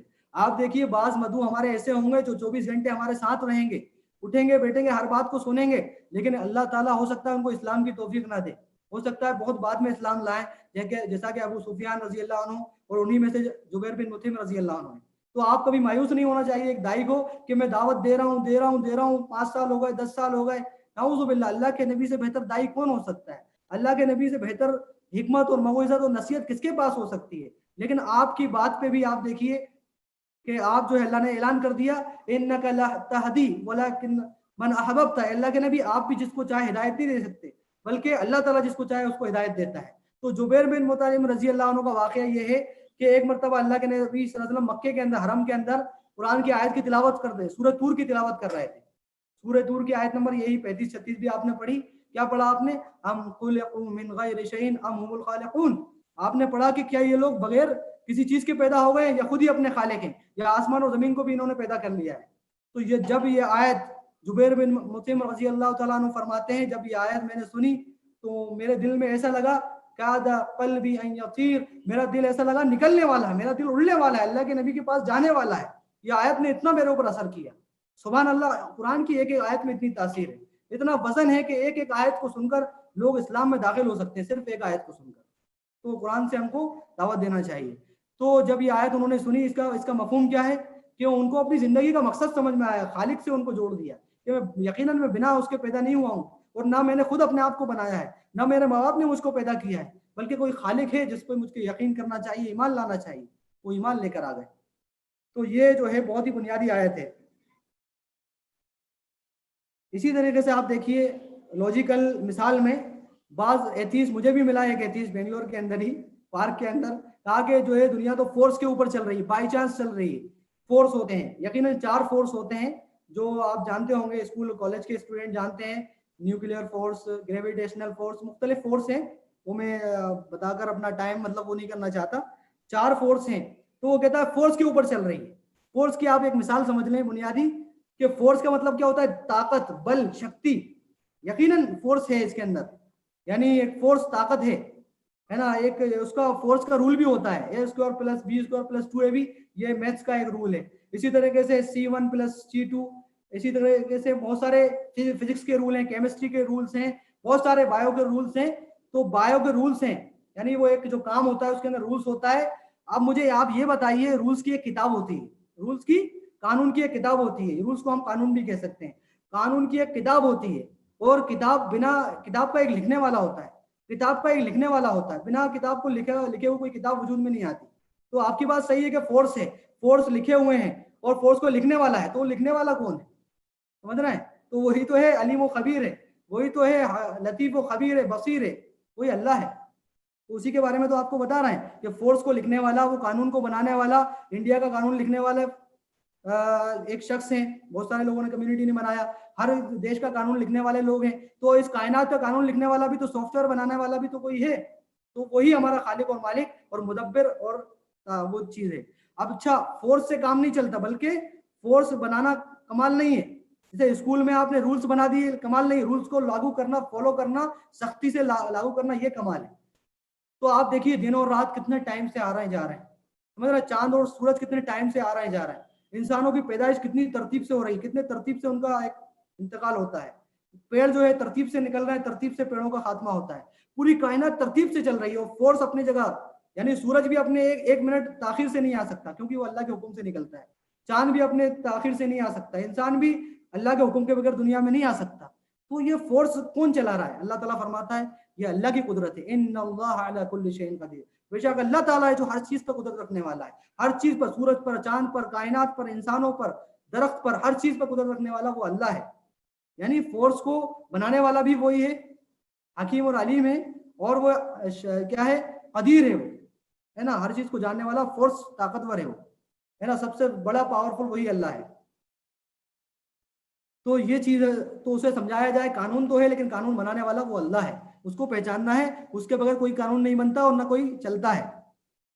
اسی طریقے سے بعض مثال دی جاتی ہے کہ بعض ایتھیسٹ جو ہے گھمنڈ میں بولتے ہیں ہم تو جو چاہیں گے کریں گے، کھائیں گے، پیئیں گے، سوئیں گے، ہمیں کچھ نہیں کرنا، ہمیں کسی دھرم کو نہیں ماننا، اللہ کو نہیں ماننا. ایسے آپ کو مل جائیں گے، ایسے انداز میں وہ بات کرتے ہیں. تو ان کے بارے میں ایک لاجیکل مثال آپ سمجھ لیں کہ کسی کھیت میں ایک گدھا جو ہے کسی کھیت میں گھس جاتا ہے، باغ ہے، اس میں پھل فروٹ غلہ اناج کو کھانے لگتا ہے. جب مالک آتا ہے تو کیا کرتا ہے؟ تو مالک آتا ہے تو گدھا اس سے بولتا ہے کہ میں بھائی اپنی مرضی سے گھسا تھا، تو مار مار کے اس کو نکالا جاتا ہے.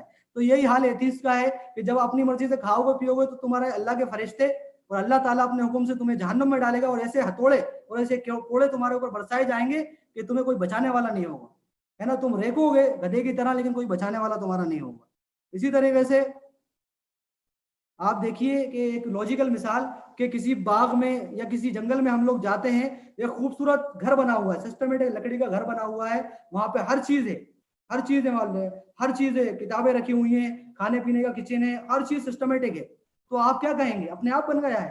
آپ کہیں گے بہت ہی زبردست انسان نے، انٹیلیجنٹ انسان نے جنگل کے اندر پہاڑوں کے درمیان اس گھر کو بنایا ہے، کیا بہترین انجینئر ہے وہ، کیا بہترین زبردست تو ایسے ہی اس خالق کائنات کو دیکھ کر ہمیں سوچنا چاہیے کہ کیا بہترین وہ انجینئر ہے اللہ، کیا بہترین اس کا خالق اور مالک ہے جس نے اتنا خوبصورت پھل بنایا، اتنے خوبصورت پھول بنائے، اتنے خوبصورت بنا پلر کے آسمان بنایا، اتنا زبردست زمین کو بنایا.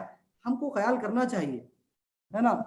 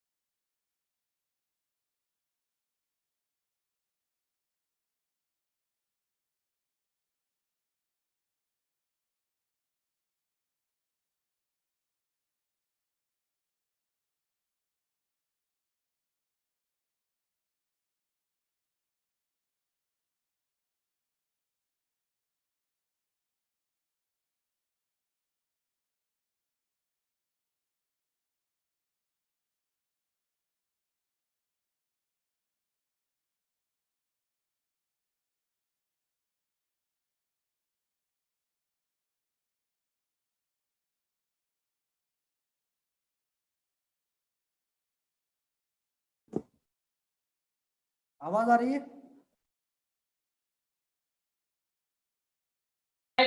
جی شیخ ابھی آ رہی ہے الحمدللہ. تو قرآنی آیات میں آپ نوٹ کریں سورۃ الصافات سورۃ السجدہ کی آیت نمبر 53 سورہ حامیم سجدہ یا سورہ صافات کی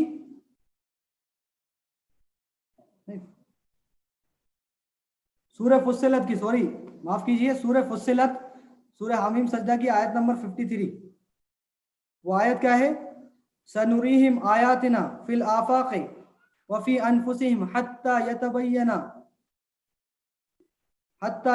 لہم انہ الحق، کہ ہم عنقریب ان کو دکھائیں گے، دنیا والوں کو اپنی نشانیاں دکھائیں گے آفاق میں آسمانوں میں، آفاق کے پوری کائنات میں، انفس اپنی جانوں کے اندر، اپنے شریر کے اندر، ہے نا. اور اسی طریقے سے یہاں تک کہ ان کو یقین ہو جائے گا کہ اللہ کی ذات یا قرآن مجید حق ہے، ان کے لیے یقین ہو جائے گا. جیسا کہ ہم دیکھ رہے ہیں آج بہت سارے ایتھیسٹ، بہت سارے ملحدین، بہت سارے ڈاکٹر، انجینئر، بہت سارے لوگ کائنات میں غور و فکر کر کے انسانوں کی پیدائش کے بارے میں جان کر کے انسان ماں کے پیٹ میں کیسے پیدا ہوتا ہے، کیا اس کی جو ہے ترتیبات ہیں، کیا اس کے اسٹیپس ہیں، اس کو جان کر لوگ مسلمان ہو رہے ہیں. یہ اللہ کی یہی نشانیاں ہیں. اس کے آیت کے بارے میں کہا یہ بنیادی آیت ہے اس کے لیے کہ اللہ دکھائے گا ان لوگوں کو اپنی نشانیاں، اور آج وہ دکھا رہا ہے. جو ہم کہہ سکتے ہیں صحابہ کے ٹائم اور اسلاف کے ٹائم وہ آیتیں ہمارے سامنے نہیں تھی. زمین میں سے پیٹرول نکل رہا ہے اور جو ہے لوگ چاند پر جانا، یہ اللہ کی نشانی ہے. یعنی کسی عرب عالم نے کتنی بہترین کتاب لکھی ہے کہ اللہ تعالیٰ اس جدید سائنس کے ذریعے اور روشن ہو گیا، اللہ کی توحید اور واضح کھل کر سامنے آ رہی ہے. کتاب ہے عربی میں، اس کو پڑھنا چاہیے. تو یہ آیت پڑھنا چاہیے کہ اللہ تعالیٰ اپنی نشانیوں کو دکھائے گا. یعنی جو ریسرچ اور جو ساری چیزیں ہو رہی ہیں اللہ کی نشانیاں ہیں. اس کے ذریعے انسان کو توحید کو پختہ کرنا چاہیے، نہ کہ ملحد بننا چاہیے. اللہ اکبر. اور ہو رہے ہیں لوگ، اللہ کا شکر ہے لوگ توحید پر آ رہے ہیں. کیونکہ اللہ نے ملحد کے بارے میں، دنیا کے بارے میں تو اللہ نے کہا تھا یعلمون ظاہرا من الحیات الدنیا وهم عن الاخرۃ هم غافلون، کہ جو ملحد ہیں، مشرک ہیں، دنیا کی زندگی کو بہت جانتے ہیں لیکن وہ آخرت سے غافل ہیں. تو دنیا کی زندگی سے آخرت کو حاصل کرنا، دنیا میں غور و فکر کر کے آخرت کو پانا، یہ اصل مقصد ہے. یہ اللہ کی نشانیوں میں غور و فکر ہے، اس سے انسان موحد بنتا ہے. اور دوسری جو آیت ہے سورۃ الواقعہ کی بہت اہم آیتیں ہیں.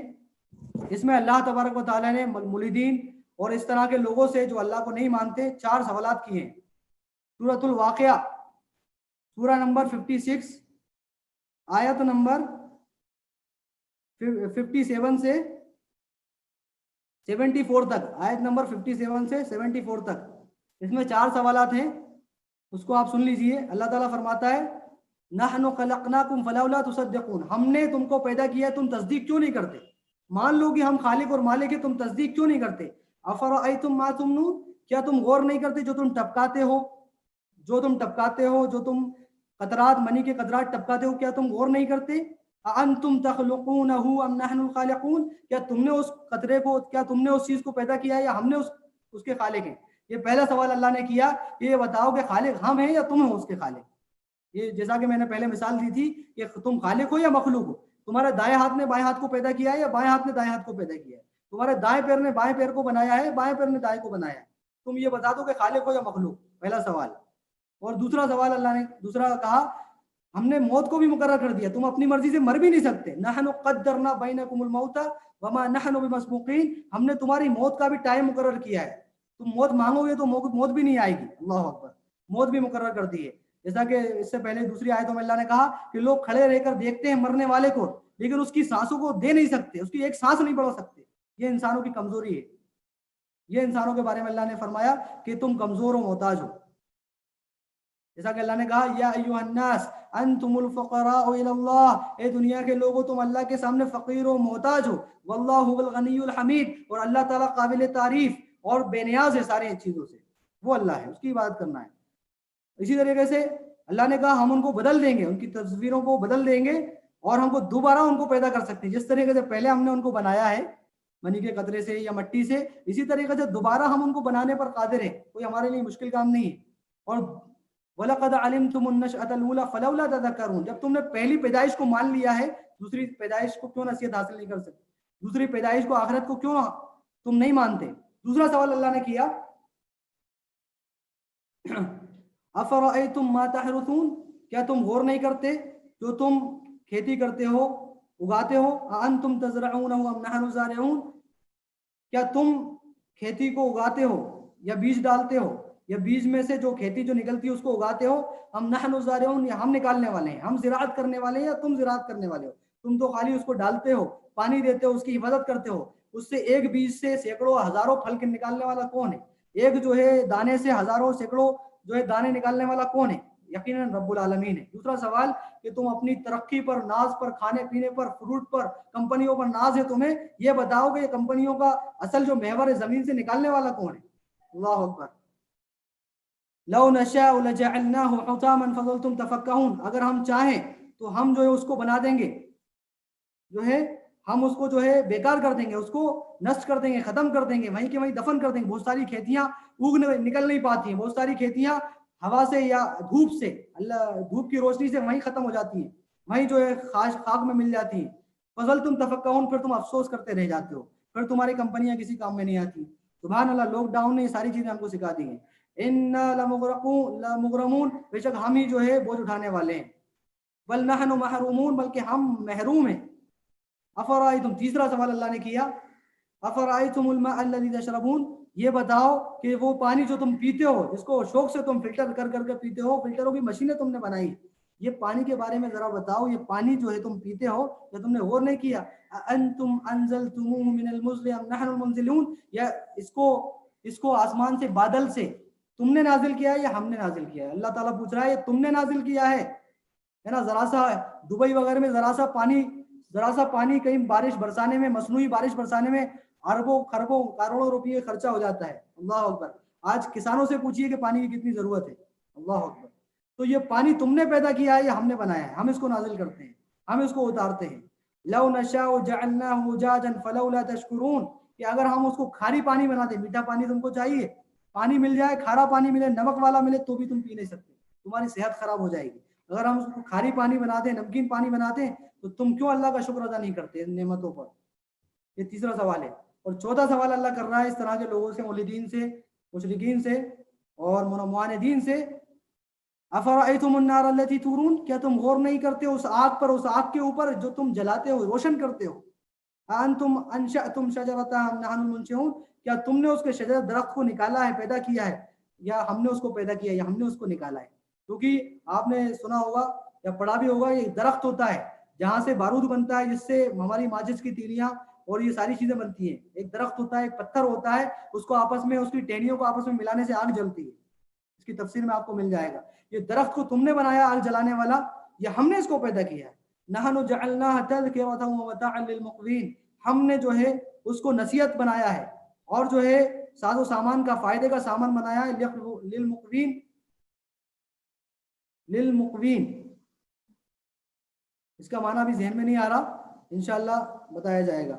للمقوین کہ ہم نے اس کو نصیحت کا سامان بنایا ہے تمہارے لیے اور فائدہ اٹھانے کا سامان بنایا ہے، کس کے لیے؟ للمقوین یعنی مسافرین کے لیے، غالباً اللہ علم استوا، مسافرین کے لیے۔ تو یہ 4 سوالات ہیں کہ تم کو پیدا کس نے کیا ہے، تم کو زراعت کھانا پینا کون دیتا ہے، تم کو پانی کون دیتا ہے جو تمہاری بنیادی ضرورت ہے، اور تم کو آگ کے بغیر تم کوئی چیز پکا نہیں سکتے، یہ ساری بنیادی ضرورتیں تمہاری کون پورا کر رہا ہے؟ اگر یہ ساری بنیادی ضرورتیں کوئی دنیا والا پورا کر رہا ہے تو ہم بول سکتے ہیں کہ ہاں اس میں خالق کی کوئی صفت ہے، لیکن کائنات میں کسی چیز کے اندر، کسی کے اندر نہ کوئی خلقت کی صفت ہے، نہ جو ہے کھانا کھلانے کی صفت ہے، نہ وہ رزاق ہے، اور نہ وہ پانی پلانے کی اس کے اندر صفت ہے، اور نہ ہی جو ہے آگ کو بنانے کی اس کے اندر صفت ہے، اسی لیے وہ خالق مالک نہیں ہو سکتا۔ اسی لیے تم کمزور و محتاج، اور تمہیں ضرورت ہے اس خالق اور مالک کی، تمہیں اس اللہ کی پوجا کرنا چاہیے جو ہے قانون داں بھی ہے، اور جو ہے فورس کا قانون کو بنانے والا بھی ہے، جو ساری چیزوں کو نافذ کرنے والا ہے۔ اللہ تعالیٰ سے دعا ہے کہ اللہ تعالیٰ ہمیں جو ہے اچھی طریقے سے ان اصولوں کو، ملحدین کے بارے میں جو اصول ہیں اس کو سمجھنے کی، اور قرآن حدیث کے دلائل کو سمجھنے اور اس پر عمل کرنے کی توفیق عطا فرمائے، اور تمام فتنوں سے ہماری حفاظت فرمائے، اور قرآن و حدیث کو منہج سلف کے مطابق سمجھنے کی توفیق عطا فرمائے، آمین۔ اقول قولی ھذا استغفر اللہ لی ولکم ولسائر المسلمین فاستغفروہ انہ هو الغفور الرحیم۔ السلام علیکم ورحمۃ اللہ وبرکاتہ۔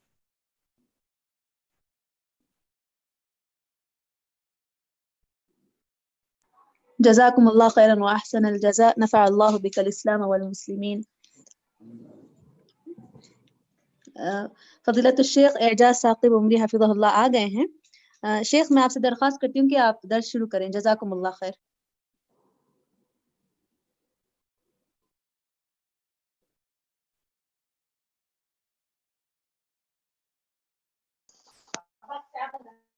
السلام علیکم ورحمۃ اللہ وبرکاتہ۔ بسم اللہ الرحمن الرحیم، نحمد و نصلی علی رسول الکریم، اما بعد، اعوذ باللہ من الشیطان الرجیم، بسم اللہ الرحمن الرحیم۔ ادعو الی سبیل ربک بالحکمۃ والموعظۃ الحسنہ وجادلہم باللتی ہی احسن۔ آج میرا موضوع آسان طریقے دعوت ہے۔ انشاءاللہ کوشش کروں گا کہ کچھ نکات آپ کے سامنے آ جائے تاکہ آپ بھی دعوتی کا میدان میں لگ جائیں۔ اللہ کے نبی صلی اللہ علیہ وسلم نے فرمایا، انما الاعمال بالنیات وانما لکل امرئ ما نوی۔ اعمال کا دار و مدار نیتوں پر ہے، اور آدمی کے لیے وہی چیز مہیا ہوتی ہے جس کا وہ ارادہ کرتا ہے۔ تو دعوت کے لیے آپ کو ارادہ کرنا پڑے گا۔ آپ نے کبھی ایسا نہیں سنا ہوگا کہ بغیر ارادے کے کوئی ڈاکٹر بن گیا ہے یا انجینئر بن گیا ہے، بغیر ارادے کے کچھ بھی نہیں ہوتا ہے۔ تو آپ کے لیے شرط ہے کہ آپ پہلے ارادہ کریں کہ مجھے دعوت کا کام کرنا ہے۔ یہ بہت آسان طریقہ ہے، جس سے آپ ارادہ کریں گے تو کام لینے والی ذات اللہ کی ہے۔ یہ سب سے آسان نسخہ ہے، انما لکل امرئ ما نوی۔ آدمی کے لیے وہی چیز مہیا ہوتی ہے جس کا وہ ارادہ کرتا ہے۔ اب آپ ارادہ کریں گے تو اللہ کیسے کام لیتا ہے، ایک چھوٹی سی مثال میں آپ کو بتا دوں کہ اپنے دوست کے گھر گیا صرف دعوت کی نیت سے، تو بات آگے سے شروع کر دیا۔ ہمیشہ اس کے گھر بیٹھتا ہوں جہاں بیٹھتا ہوں، لیکن اس دن اس نے کہا کہ اعجاز وہاں مت بیٹھنا کیونکہ یہ جگہ منحوس ہے۔ میں نے پوچھا یہ تو ہر دن بیٹھتے ہیں یہاں، یہ جگہ منحوس کیوں ہے؟ تو اس نے کہا کہ ہفتہ بھر کی محنت کا جو سرمایہ تھا میں یہاں رکھا تھا، رات کو چوری ہو گئی اور وہاں خدا موجود ہے، میرے پیسے کی حفاظت نہیں کیا۔ دیکھتا ہوں کہ ایک پتلا رکھا ہوا ہے اس کے بغل میں، تو میں نے کہا کہ خدا جو اتنی چھوٹے سے پتلے میں کیسے آ سکتی ہے؟ تو اس کی بہن باہر سے چلانے لگی اور کہا کہ دیکھو تمہارا کبیر داس لکھتا ہے کہ خدا سب میں اور سب جگہ ہے، تو اس میں ہونے کیا حرج ہے؟ میں نے کہا کبیر داس لکھے کہ کوئی اور داس لکھے، اللہ تو کہتا ہے الرحمن علی العرش استوی، کہ رحمان عرش پر مستوی ہے۔ تو اس خاندان پر ایک عیسائی آدمی، میرا وہ بھی دوست ہے، اس کا انتقال ہو گیا، ڈیوڈ، اس نے محنت کی تھی۔ اس کے گھر میں جو پتلا تھا وہ مریم کے نام سے جو بکتا ہے، ننگا پتلا جو بے پردہ عورت کھڑی رہتی ہے، اس کا پتلا بکتا ہے مریم کے نام سے، حالانکہ مریم علیہ السلام بڑے با پردہ تھے۔ تو اس کی محنت سے وہ پتلا پہنچا تھا، تو اس نے کہا کہ دیکھو دیکھو مسلمان ایسے ہی دو دو باتیں کرتے ہیں، کبھی کہتے ہیں کہ اللہ اوپر ہے، کبھی کہتے ہیں سب جگہ ہے۔ تو جو میرا دوست تھا گوپی، اس کی بہن باہر سے جو چلا رہی تھی، اس نے ڈیوڈ کو کہا کہ اے ڈیوڈ تو لاکھ بھی کہہ، مسلمانوں کا مذہب بہت اچھا ہے۔ تو ڈیوڈ نے پوچھا ایسا کیسے؟ تو اس نے کہا کہ دیکھو 100 غیر مسلم ہیں، تو اس میں سے جو 100 ہندو ہیں اس میں 99% لوگ شراب پیتے ہیں، 1% شراب نہیں پیتے، اور 50 جو عیسائی ہیں 50% شرابی ہیں اور 50% غیر شرابی ہیں۔ تو وہ فوراً مان لیا۔ اس کے بعد اس نے کہا جہاں 100 مسلمان رہتے ہیں وہاں 99% لوگ جو ہے شراب نہیں پیتے اور 1% لوگ شراب پیتے ہیں۔ تو اب آپ ہی بتاؤ کہ کس کا مذہب اچھا ہے۔ بہرحال میں یہ بتانا چاہتا ہوں کہ ہمارا اس میں کچھ بھی کردار نہیں ہے، بس ارادے کے ساتھ ہم پہنچے تھے تو اللہ تعالیٰ کام لیتا ہے۔ تو دائی جو دعوت کا کام کرنا چاہتا ہے وہ پہلے بس ارادہ کرے، ارادہ کریں گے وَإِنَّمَا لِكُلِّ امْرِئٍ مَّا نَوَىٰ، آدمی کے لیے وہی چیز مہیا ہوتی ہے جس کا وہ ارادہ کرتا ہے۔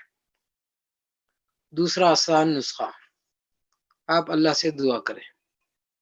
کیا دعا کرے؟ اللہم اہدنی فی من ہدیت، اللہ مجھے ان آدمیوں سے ملا دے جن کو ہدایت کی تلاش ہے۔ بہت آسان دعا ہے، یعنی آپ دعا تو کرتے ہی ہیں دعوت کے لیے، تو دعوت کے لیے ایسی دعا کریں اللہم اہدنی فی من ہدیت، اللہ مجھے ان لوگوں سے ملا دے جن کے حق میں تو نے ہدایت کا فیصلہ کیا ہے۔ اس کا بھی اثر آپ اپنی زندگی میں دیکھیں گے انشاءاللہ العزیز۔ ایک مرتبہ میں ایک بس اسٹینڈ میں بیٹھا تھا، آدمی اٹیچی لے کے بیٹھا تھا اور لگتا تھا کہ باہر کا مسافر ہے، حالانکہ بیچ شہر میں تھا۔ میں اس کے بغل بیٹھا تو ہٹ کے بیٹھ گیا، پھر میں اور ہٹ کے بیٹھا تو پھر ہٹ کے بیٹھ گیا۔ پھر میں نے پوچھا کہاں سے آئے ہو؟ اس نے کہا تمل ناڈو سے آئے۔ کہاں جانا ہے؟ تو اس نے کہا معلوم نہیں۔ تو میں نے پوچھا پھر کیوں آئے ہو؟ اس نے کہا کہ مجھے مسلمان ہونا ہے۔ اس میں ہمارا کیا کمال ہے؟ اس دعا کا اثر ہے جو اللہ کے نبی صلی اللہ علیہ وسلم نے سکھایا، اللہم اہدنی فی من ہدیت، اے اللہ ہمیں اس آدمی سے ملا دے جس کے حق میں تو نے ہدایت کا فیصلہ کیا ہے۔ اس دعا کا اثر ہے، لوگ چل کر آپ کے پاس آئیں گے انشاءاللہ۔ یہ نہ گھبرانا کہ آپ خواتین ہیں، جب آپ یہ سب دعائیں کریں گے، اللہ سے واقعی جڑ کر آپ کام کرنا چاہیں گے تو اللہ تبارک و تعالیٰ آپ سے کام لے گا۔ اور تیسرا نسخہ جو آپ کے لیے آسان ہے وہ یہ ہے کہ آپ بات کو کہاں سے شروع کریں۔ عام طور سے یہ سوال آتا ہے، بہت سے مسائل پر لوگ بحث کرتے ہیں، تو اصول یہ ہے ومن احسن قولا ممن دعا الی اللہ، کہ آپ کی بات کی جو گفتگو ہے وہ توحید سے شروع ہونا چاہیے۔ توحید سے بات شروع ہو، 1000 مسئلے لوگ آپ کے سامنے رکھیں، آپ کو ایک اللہ کے بارے میں پہلے بات کرنا ہے۔ جیسے میں ایک غیر مسلم سے بات کرنا چاہا تو اس نے کہا کہ ہم آپ سے بات نہیں کریں گے۔ کیوں؟ اس لیے کہ آپ ہمارے خدا کو کاٹ کے کھا جاتے ہو۔ ہمارے یہاں تو گائے کا مسئلہ فقہ کا مسئلہ ہے، ان کے ہاں اعتقاد کا مسئلہ ہے۔ تو ہم نے کہا کہ ٹھیک ہے میں آپ کے گائے کے بارے میں بتاؤں گا، پہلے اللہ کے بارے میں جانکاری لے لو۔ اللہ کے بارے میں سننے کے لیے تیار ہوا۔ پھر جب اللہ کا تعارف ہوا، ظاہر بات ہے جب اللہ کا تعارف ہوتا ہے تو اوتار کا بھی رد ہوتا ہے، خدا کے بچے ہوتے ہیں اس کا بھی رد ہوتا ہے، ہم خدا کے حصے نہیں ہو سکتے اس کا بھی رد ہوتا ہے، بہت سی چیزوں کا رد ہوتا ہے۔ جب بات توحید کی ختم ہوئی تو میں نے کہا کہ اب گائے کے بارے میں تھوڑا شروع کرتے ہیں۔ اس نے کہا بات پوری سمجھ میں آ گئی۔ میں نے پوچھا کیا سمجھ میں آ گئی بات؟ تو اس نے کہا کہ میں بھی گائے کھا سکتا ہوں۔ یعنی توحید سے جڑا ہوا ہے سارے مسئلے۔ اگر دائی توحید کو اچھے سے سمجھا لیا تو سارے مسئلے سمجھ میں آ جاتے ہیں۔ اوتار کی جو بحث آئے گی تو یاد رکھنا کہ توحید میں ہی اس کو توڑ دیا جائے، توحید پر اس کی وضاحت نہ ہو، توحید میں تو اوتار کا رد نہ کیا جائے، تو رسالت کی بحث میں اس کو پھر وہ لوگ اٹھاتے ہیں۔ یہ اوتار کا عقیدہ رسالت سے جڑا ہوا نہیں ہے، اللہ سے جڑا ہوا ہے، تو یہ اوتار کے عقیدے کو وہیں سے توڑ دے، توحید کے بارے میں ہی جب بات کرے تبھی توڑ دے، تو آپ کو رسالت کی بحث میں زیادہ الجھنے کی ضرورت نہیں پڑتی۔ اگر توحید چھوڑ کر آپ دوسرے موضوع پہ جائیں گے، جیسے ایک बूढ़ा आदमी था, मैंने उसे कहा कि बेचारा बहुत लागिर था, ट्रेन में चढ़ भी नहीं पा रहा था, बड़ी मुश्किल से चढ़ा, हम लोग चढ़ाए उसको, वो जाके अपनी कुर्सी में भी बैठ नहीं पाया था, वहीं बैठ गया था। हम तो समझे थे कि बेचारा घर भी नहीं जा पाएगा, तो उसके बगल में बैठ गए। बैठकर हमने कहा कि चचा इंसान को मरना है, तो वो रोने लगा। मरने के बाद जन्नत भी है, दोजख भी है। तो उसने कहा कि किसने देखा है जन्नत को और किसने देखा है दोजख को, किसने देखा है जन्नत को और किसने देखा है दोजख को। तो मुझे मालूम हुआ कि गलती हमारी है कि हमने जो है दावत में तौहीद की बात को छोड़कर आखिरत की बहस को छोड़ दिया, ये हमारी गलती है।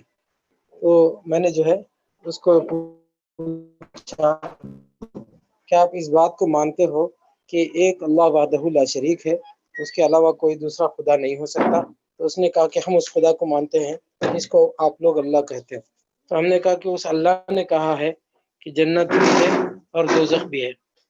इस पर जो है वो उसने कहा कि अगर वो अल्लाह कहता है कि जन्नत भी है और दोजख भी है तो मैं मानने के लिए तैयार हूँ। यानी यहाँ ये समझ में आ रही बात कि जन्नत और दोजख की बहस भी बाद में की जाए, पहले तौहीद को समझाया जाए। तौहीद को नहीं समझाएंगे, दूसरे मौज़ूआत में जाएंगे तो नुकसान उठाएंगे। तारीख़ इस्लाम में एक वाक़या आता है तातारी कौम का कि वो चंगेज़ खान हर जगह कामयाब होता रहा लेकिन बगदाद में नाकाम हो गया। उसकी वजह उसने दरियाफ्त की तो बगदाद से 5 फर्द पर मुश्तमिल एम्बेसडर्स आए, एलची आए जो चंगेज़ खान के साथ गुफ्तगू की। उस वक्त के अमीर का नाम अशरफ अली था। चंगेज़ खान ने उनसे पूछा कि क्या बात है कि हम बगदाद में कामयाब नहीं होते? तो चंगेज़ खान को मुफ्ती साहब ने कहा, अशरफ अली नाम था उनका, उन्होंने कहा कि हम सब एक खुदा को मानते हैं और तुम्हारे लश्कर में मुख्तलिफ किस्म के मज़ाहिब के लोग पाए जाते हैं। कोई खुदा को मानता है, कोई इनकार करता है, कोई सैकड़ों खुदा को मानता है। तो चंगेज़ खान को अपनी गलती का एहसास हुआ। फिर उसने कहा आप लोग और क्या करते हैं? तो मुफ्ती साहब ने कहा कि हम लोग सब 5 वक्त की नमाज पढ़ते हैं। तो चंगेज़ खान ने कहा कि बिल्कुल, एक खुदा को आप मान रहे हैं तो उसको खुश करने की कोई शक्ल होनी चाहिए। फिर उसने पूछा और क्या करते हैं? तो मुफ्ती साहब ने कहा कि हम रोज़े रखते हैं। तो चंगेज़ खान ने कहा कि जब उस खुदा का खा रहे हो तो उसके लिए 30 दिन भूखे रहना अजीब बात नहीं है। फिर चंगेज़ खान ने उनसे पूछा और क्या करते हो? तो मुफ्ती साहब ने कहा कि हम हज पर जाते हैं मक्कतुल मुकर्रमा। तो चंगेज़ खान को गुस्सा आ गया। उसने कहा कि मजलिस बर्खास्त करो, मैं बड़ा हूँ, लोगों को मेरे पास आना चाहिए, मक्के में नहीं जाना चाहिए। बहरहाल तारीख लिखने वाले लिखते हैं कि उसके बाद कभी चंगेज़ खान बगदाद पर हमला नहीं किया, लेकिन उसका पोतरा हलाकू खान पूरे बगदाद की ईंट से ईंट बजा दिया। उसकी वजह क्या थी, इस पर बहुत से लोगों ने लिखा। तो एक तारीख पर तबसरे करने वाले ने लिखा कि मुफ्ती साहब की गलती ये थी कि मुफ्ती साहब दावत में तरतीब को भूल गए। दावत में तरतीब को भूल गए। क्या तरतीब होनी चाहिए थी? तौहीद के बाद, कलमा के बाद नमाज, रोज़ा, ज़कात के बाद हज की बहस आनी थी। ज़कात की बहस छोड़कर हज की बहस में चले गए। तो मैंने समझा कि ये जो तबसरा है ये भी गलत है, क्योंकि मुफ्ती साहब जो दावत दिए हैं चंगेज़ खान को वो टोटल गलत है। गैर मुस्लिम को बोलने की बात तौहीद है, उसके बाद आखिरत है और रिसालत है। इसको भी ज़रा समझ लें। पहले तौहीद है, फिर आखिरत है और रिसालत है, बाद में रिसालत है। आखिरत पहले है, उसके बाद रिसालत। मुफ्ती साहब की गलती ये थी, जो बात मुसलमानों को बोलनी थी वो बात उन्होंने गैर मुस्लिम के सामने रख दी। कलमा, नमाज, रोज़ा, ज़कात, हज ये मुसलमानों को बोलने की बात थी, गैर मुस्लिमों को बोलने की बात नहीं है। गैर मुस्लिमों के सामने बात जो आती है वो ये है कि तौहीद की बात हो, आखिरत की बात हो और रिसालत की बात हो। और अगर ईसाई है, ईसाइयों के सामने तौहीद की बात हो फिर रिसालत की बात हो, क्योंकि आखिरत पर उनका ईमान है। तो सामने वाला किस मजहब का मानने वाला है उसको जांच कर उसके हिसाब से बात की जाती है। बाज़ वक्त ऐसा होता है कि ईसाई लोग जो है खुद हमें उलझाने के लिए दूसरे मौज़ूआत में आते हैं, तो उसकी हिकमत ये अपनाए कि आप जो है पहले तौहीद पर ही बात करें। जैसे एक मस्जिद के इमाम साहब ने कहा कि कुछ ईसाई लोग आ रहे हैं हमसे मुनाजरा करने के लिए, और मुनाजरे की मौज़ूआत भी मुतय्यन हैं क्या मौज़ूआत हैं। डॉक्टर जाकिर नाइक जो कह रहे हैं कि मोहम्मद सल्लल्लाहु अलैहि वसल्लम का नाम बाइबल में है वो गलत है, और ईसा अलैहिस्सलाम मरे हैं हम साबित कराएंगे, और खुदा के बच्चे हो सकते हैं, ये भी हम बाइबल से साबित कराएंगे। ये मरकजी मौज़ूआत थे जो मुनाज़रे के थे। इमाम साहब हमसे जब गुजारिश किए तो हमने सुनाया, हमने कहा कि हमको वहाँ पहुँचना चाहिए था, वो लोग हमारे घर पहुँचे हैं तो अच्छा है, बुला लीजिए। वो आने पर हमने उनसे पहले फुर्सत में कह दिया कि आप हमारे मेहमान हैं, हम आपसे मुनाज़रा नहीं कर सकते। मुनाज़रे में दिल शिकनी होती है और मेहमान की दिल शिकनी करना इस्लाम में हराम है, इसलिए हम आपसे मुनाज़रा नहीं करेंगे। हम आपसे जो हमारे पास इल्म है वो रखेंगे, आपसे भी जो इल्म है वो सीखेंगे। इफ़हाम व तफ़हीम की बात होगी, दावत में मुनाज़रे की बात नहीं होगी। मैं ये बात क्यों बता रहा हूँ कि दावत के नाम पर लोग मुनाज़रे करते हैं, जो कि तरीक़ा सही नहीं है। आपको जो है नबियों के मनहज को समझना चाहिए। तो वो लोग तैयार हो गए, उसके बाद उन्होंने मैंने अपनी बात शुरू की। मैंने पूछा उनसे कि आप लोग बाइबल पढ़ते हैं? हाँ, उन्होंने कहा कि हाँ, हम ऑर्थोडॉक्स हैं, पढ़ते हैं। तो मैंने पूछा अल्लाह के बारे में कुछ बोलो, तो वो अल्लाह के बारे में बोलने के लिए कुछ भी तैयार नहीं, क्योंकि उनको मालूम ही नहीं है। तो मैंने कहा वमा क़दरुल्लाह हक़्क़ क़द्री, तुम्हारे बारे में अल्लाह ताला ने कुरान में बयान किया है कि तुमने अल्लाह के रुतबे को नहीं पहचाना, अल्लाह के मकाम को नहीं पहचाना, तुम्हारा कसूर है, ये तुम्हारी गलती है। आप जो है अल्लाह के बारे में पढ़ते नहीं, बाइबल खोलते हैं तो सिर्फ ईसा के बारे में पढ़ते हैं। फिर मैं अल्लाह का तारुफ करवाया, कराते कराते ये भी बोल दिया बदीउस समावाति वल अर्ज़ अन्ना यकूनु लहू वलद वलम तकुल लहू साहिबा व खलक़ कुल्ल शै, कि आसमान और ज़मीन को बगैर किसी चीज़ के पैदा करने वाली ज़ात अल्लाह की है, उसको बच्चे कहाँ से होंगे जबकि उसने बीवी नहीं रखी, और सब उसकी मखलूक है। आम तौर से लोग कुल अल्लाह की आयत पढ़ते हैं, गैर मुस्लिम में ईसाइयों के सामने भी ये पढ़ते हैं। कुल अल्लाह का सूरा ईसाइयों के लिए नाजिल नहीं हुआ, बुत परस्तों के लिए नाजिल हुआ है। कुल हुवल्लाहु अहद अल्लाहु समद लम यलिद वलम यूलद वलम यकुल लहू कुफुवन अहद, ये जो है ईसाइयों के लिए नाजिल नहीं हुआ, मक्के में भी नाजिल हुआ, मदीने में भी नाजिल हुआ, और दोनों मरतबे मुशरिकों के लिए नाजिल हुआ है। जो लम यलिद वलम यूलद की बहस, जो अल्लाह के बच्चे नहीं होते हैं, इसकी बहस अल्लाह ताला ने यहाँ बयान की। बदीउस समावाति वल अर्ज़ अन्ना यकूनु लहू वलद वलम तकुल लहू साहिबा व खलक़ कुल्ल शै, वहाँ अल्लाह ताला ने इब्नुल्लाह की बहस को रद्द किया है। बहरहाल अल्लाह का तारुफ होने के बाद उन्होंने पूछा कि जाकिर नाइक कह रहे हैं कि मोहम्मद पैगम्बर का नाम बाइबल में है, आपकी क्या राय है? मैंने कहा कि भाई जाकिर नाइक वो एक सेल्फ अच्छे स्कॉलर है, वो सेल्फ स्टडी किए हैं। हमारे लिए ऑथेंटिक स्कॉलर जो है बड़े बड़े उलमा होते हैं जो मदरसे में पढ़ते पढ़ाते हैं, ये ऑथेंटिक स्कॉलर नहीं होते हैं, ये आपको समझना चाहिए। अगर अगर सेल्फ स्टडी से कुछ उन्होंने कह दिया है तो वो उनका अपना मसला है, हमारे से कोई मतलब लेना देना नहीं। तो उन्होंने कहा कि आप क्या कहते हैं कि मोहम्मद पैगम्बर का नाम बाइबल में है कि नहीं है? तो मैंने कहा कि अगर मैं बता दूं तो आप मानेंगे? तो उन्होंने कहा कि हाँ, नहीं मानेंगे। यारिफूनहुम कमा यारिफून अबनाअहुम, अल्लाह ने कहा तुम्हारे बारे में ये बात कि तुम नबी मोहम्मद सल्लल्लाहु अलैहि वसल्लम के बारे में जैसे अपने बच्चे को पहचानते हो वैसे पहचानते हो, फिर भी तुम नहीं मानोगे, ये अल्लाह ताला कहता है, तो आप तो मानेंगे नहीं। फिर भी मैं ये कहता हूँ क्यों भाई मोहम्मद पैगम्बर का नाम बाइबल में आए? सेंट पॉल के तो 17 लेटर्स हैं जिसको बाइबल में ठोस दिया गया है। अगर आप ये कहें कि बाइबल से निकाल के दो तो ये गलत बात है ना। सेंट पॉल के लेटर से हम मोहम्मद पैगम्बर का नाम कहाँ से निकाल के ला के देंगे? हाँ, कुरान कहता है अल्लज़ीना यत्तबिऊन अन्नबिय्यल उम्मिय्यल लज़ी यजिदूनहु मक्तूबन इंदहुम फित-तौरात वल इंजील यअमुरुहुम बिल मारूफ व यनहाहुम अनिल मुनकर व युहिल्लु लहुम अत-तय्यिबात व युहर्रिमु अलैहिमुल खबाइथ व यदउ अन्हुम इसरहुम वल अग़लाल अल्लती कानत अलैहिम। रसूलुल्लाह सल्लल्लाहु अलैहि वसल्लम के बारे में तौरात और इंजील में बयान किया गया है। ज़बूर भी आसमानी किताब है, अल्लाह ताला ने इसका चैलेंज नहीं किया। ये जो है चैलेंज है अल्लाह ताला का कि नबी मोहम्मद सल्लल्लाहु अलैहि वसल्लम उनके फॉलोअर का तज़किरा ज़बूर और तौरात और इंजील में है। अल्लज़ीना यत्तबिऊन नबिय्यल उम्मी अल्लज़ी यजिदूनहु मक्तूबन इंदहुम फित-तौरात वल इंजील, तौरात और इंजील में अल्लाह ताला ने नबी और उनके असहाबे रसूल के बारे में बयान किया है। और मैं बहुत पढ़ा हूँ तौरात और इंजील को, मुझे आज तक नहीं मिला। क्या आप लोग पढ़ते हैं? हाँ, उन्होंने कहा कि हाँ पढ़ते हैं। प्लीज आप ही बता दीजिए कि वो कहाँ है। ये तरीका होता है, दाई जो है सामने वाले को काम में लगाना है। सामने वाला हमको काम दे तो हम काम करते फिरे, ये तरीका सही नहीं है। दाई सामने वाले को काम में लगाना है, तो हमने उनको काम में लगाया اور ان کا کہ تم تلاش کر کے لاؤ کہ محمد پیغمبر کا نام کہاں ہے. وہ لوگ آپس میں بات کرنے لگے اور کہنے لگے کہ یہ باتیں تو جو ہے ہم نہیں ہے کہہ رہے ہیں، اور یہ بزرگ ہم سے یہ کہہ رہے ہیں کہ اس میں ہے، آپ ہی تلاش کر کے لائیے، یہ تو الٹا ہو گیا معاملہ. پھر انہوں نے کہا کہ چلو چلو اس بحث کو چھوڑ دیتے ہیں. اب تیسری بحث پہ، دوسرے بحث پہ آتے ہیں. وہ کیا ہے کہ عیسیٰ علیہ السلام مارے گئے، یہ بائبل میں بیان کیا گیا ہے، باہر سے نہیں، بائبل میں موجود ہے. تو اس کے بارے میں آپ کی کیا رائے ہے؟ تو اس محفل میں ایک چھوٹا سا بچہ تھا، اس تقریباً 8-9 سال کا بچہ تھا. میں نے اس کو بلایا، اس بچے کو پوچھا بیٹا تم سورہ فاتحہ پڑھتے ہو؟ ہاں. انہوں نے کہا کہ ہاں سورہ فاتحہ آتا ہے، سارے بچوں کو سورہ فاتحہ آتا ہے. ہم نے کہا دیکھو میں پڑھتا ہوں، کچھ غلط ہو تو بتا دو.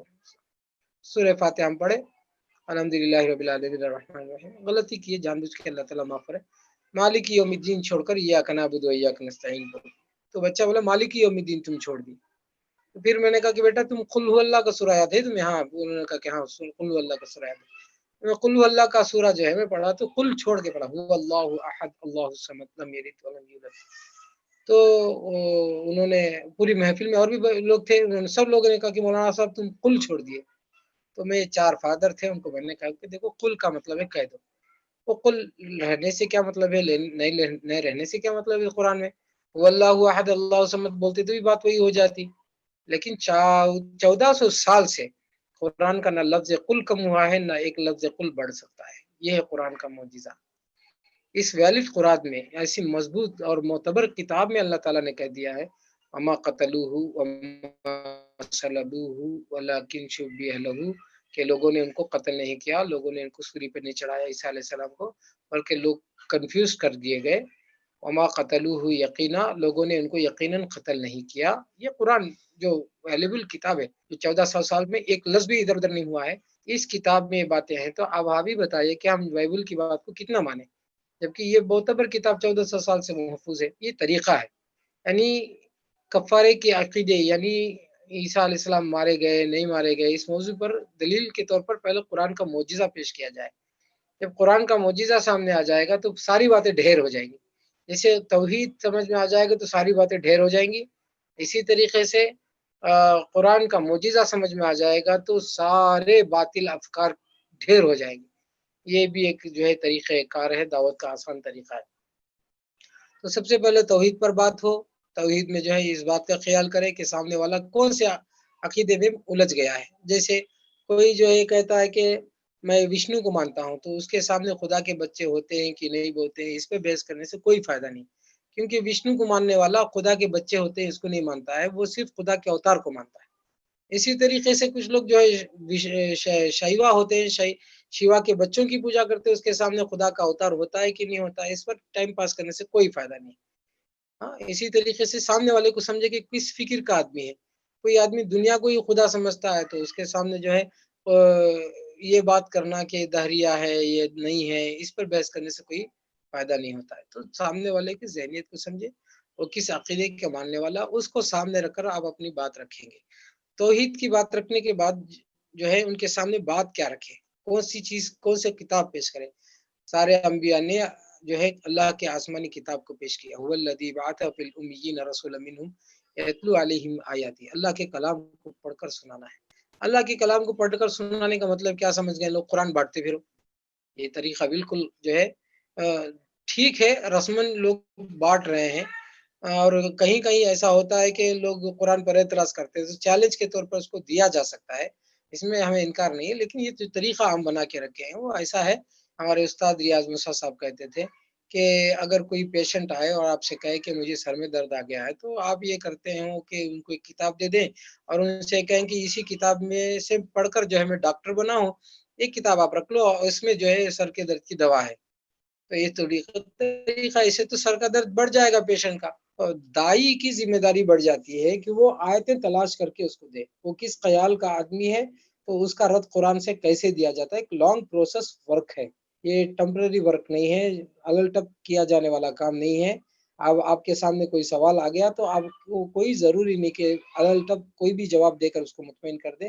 یہ آپ کا کام نہیں ہے. اگر آپ کے پاس جواب نہیں ہے تو کوئی بات نہیں، آپ اسے ٹائم لے لیجئے، 24 گھنٹے کا ٹائم لے لیجئے، 48 گھنٹے کا ٹائم لے لیجئے، ایک ہفتے کا ٹائم لے لیجئے. تو تلاش کیجئے آپ آیت کو، اس کا جواب کیا ہونا چاہیے قرآن و سنت میں، اس کو پیش کیجئے، اس کے صفحے جو ہے زیراکس کر کے دے دیجئے، کافی ہے. اس کے صفحے زرا کر کے دینا کافی ہے. قرآن دینا ضروری تھوڑی ہے, سب کے پاس قرآن تھوڑی ہوتا ہے. آج کل لوگ دعوت کا کام مشکل بنا لیا اور سمجھ گئے کہ قرآن نہیں تو دعوت کا کام ہی نہیں ہوتا ہے. نہیں ہے تو اپلیکیشنز ڈاؤن لوڈ کر لیجئے, پھر اس سے بھیجیے آپ قرآن کے ترجمے جو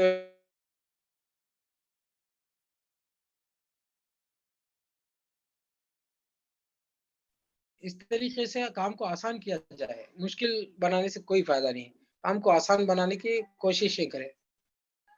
اسی طریقے سے اگر آپ دعوت دے دیے ہیں, ایک تو آپ اللہ سے دعا کیے ہوں گے یقیناً جس کے حق میں آپ دعوت دے رہے ہیں, تو آپ ایک لسٹ نکال لیجئے, 10-12 سہیلیوں کی لسٹ نکال لیجئے, ان پہ آپ کام کیجئے. پوری دنیا کو تھوڑی ہدایت پہ لگا ہے. آپ 10-12 سہیلیوں کی لسٹ نکال لیجئے, آپ کے ساتھ کالج میں پڑھے ہوں یا آپ کے کام میں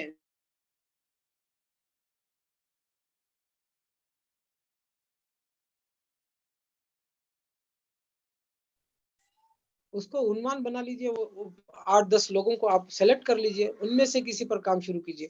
8-10 لوگوں میں سے کسی پر محنت کیجئے, کیونکہ دیکھیے کام جو ہے ہم کو اپنے دائرے کار میں وسیع کرنا ہے. باہر بھاگ دوڑ ٹھیک ہے اپنی جگہ ہے, یہ مردوں کی بس کی بات ہے, عورتوں کی بس کی بات نہیں. تو آپ اپنی سہیلیوں کی لسٹ بنا لیجئے, اور آپ کے جو مسلم سہیلیاں ہیں ان کے غیر مسلم سہیلیوں سے کی لسٹ بنا لیجئے. آپ کے نانی دادی فلاں کے جو خدمت گزار خواتین ہوتی ہیں ان کی لسٹ بنا لیجئے. آپ کی والدہ, آپ کے والد, جو بھی ان کے تعلقات کے جو غیر مسلم دوست احباب ہیں ان کی لسٹ بنا لیجئے, ان پہ کام شروع کیجئے. آپ راستے ڈھونڈیے, اللہ تعالیٰ راستے کھولتا چلا جائے گا. تو ایک 10 آدمی کے آپ لسٹ نکال لیں, اس پہ کام شروع کریں. یعنی ان کو کیسے کام کیا جائے, اس میں سے آپ دیکھیں کہ کون سا آدمی آپ کی بات کو مانتا ہے, اس کو آپ نکالیں. 10 آدمی میں سے ایک آدمی کو آپ چیک کر کے دیکھ لیں, مطلب اپنا کپڑا بے ڈھب رکھی ہے تو آپ اس کو بولے کپڑے ذرا اچھے سے بنا لو, تو کپڑے اچھے سے بنا کے آتی ہے تو سمجھو کہ وہ آپ کی بات کی قدر کرتی ہے.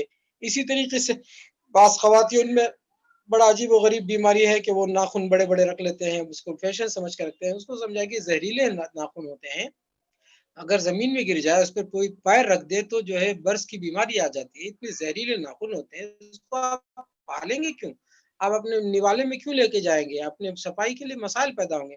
جب آپ اس قسم کی نصیحت کریں گے تو وہ ظاہر بات ہے اس کا اثر ہوگا, وہ فوراً ناخن قطر کے آئے تو سمجھو کہ وہ آپ کی بات کی قدر کرتی ہے. تو آپ اس پر محنت شروع کریں. جو آپ کی بات کو مانتی ہے, وہ آپ کو اہمیت دیتے ہو, آپ کے بات کو اہمیت کو دیتے ہیں, تو اس کو تو دوزخ سے بچانا چاہیے, اس کو تو دوزخ سے بچانا چاہیے. اس فکر میں ہمیں کام کرنا چاہیے. تو آپ جو ہے اس پہ محنت کریں, اور سب سے پہلے توحید پر بات کریں, پھر آخرت پر بات کریں, پھر رسالت پر بات کریں, پھر قرآن اس کو پڑھنے کے لیے دے. نبی صلی اللہ علیہ وسلم کے اخلاق سے متعلق جو موضوعات ہیں وہ کتاب دیجئے. رسول اللہ صلی اللہ علیہ وسلم کی سیرت پڑھنے کے لیے دیجئے, اور کھل کر بات کیجئے. کوئی بات نہیں ہے, اس کو پسند آئے نہ پسند آئے, قبول کرے نہ قبول, آپ کھل کر بات کیجئے. آپ کی نیت صاف ہو, آپ کی نیت کیا, آپ اس کو دوزخ سے بچانا چاہتے ہیں.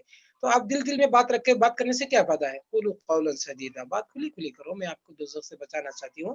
آپ کو اس سلسلے میں مجھے فکر ہے کہ آپ ہمیشہ کی دوزخ میں جل جاؤ گی, مجھے برداشت نہیں ہوگا کہ آپ میری سہیلی ہو, کیسے آپ دوزخ میں چلے جاؤ. تو آپ اس نیت کو وضاحت کے ساتھ بولیے, سنائیے, کوئی بات نہیں ہے. وہ نہیں مانتی تو اس کی اپنی مرضی ہے. ہاں, بعض لوگوں کا معاملہ ایسا ہوتا ہے کہ آپ اس کو تبلیغ کر دیے, دعوت دے بھی دیے, تو بھی وہ مسلمان نہیں ہوتی ہے. اس کی وجہ کیا ہے؟ اس کی وجہ یہ ہے کہ اس کے اندر کچھ اسلام سے متعلق اور مسلمانوں سے متعلق غلط فہمیاں ہوتی ہیں. ان غلط فہمیوں کو جب تک آپ دور نہیں کریں گے, وہ آدمی وہ جو ہے خاتون مسلمان نہیں ہوگی.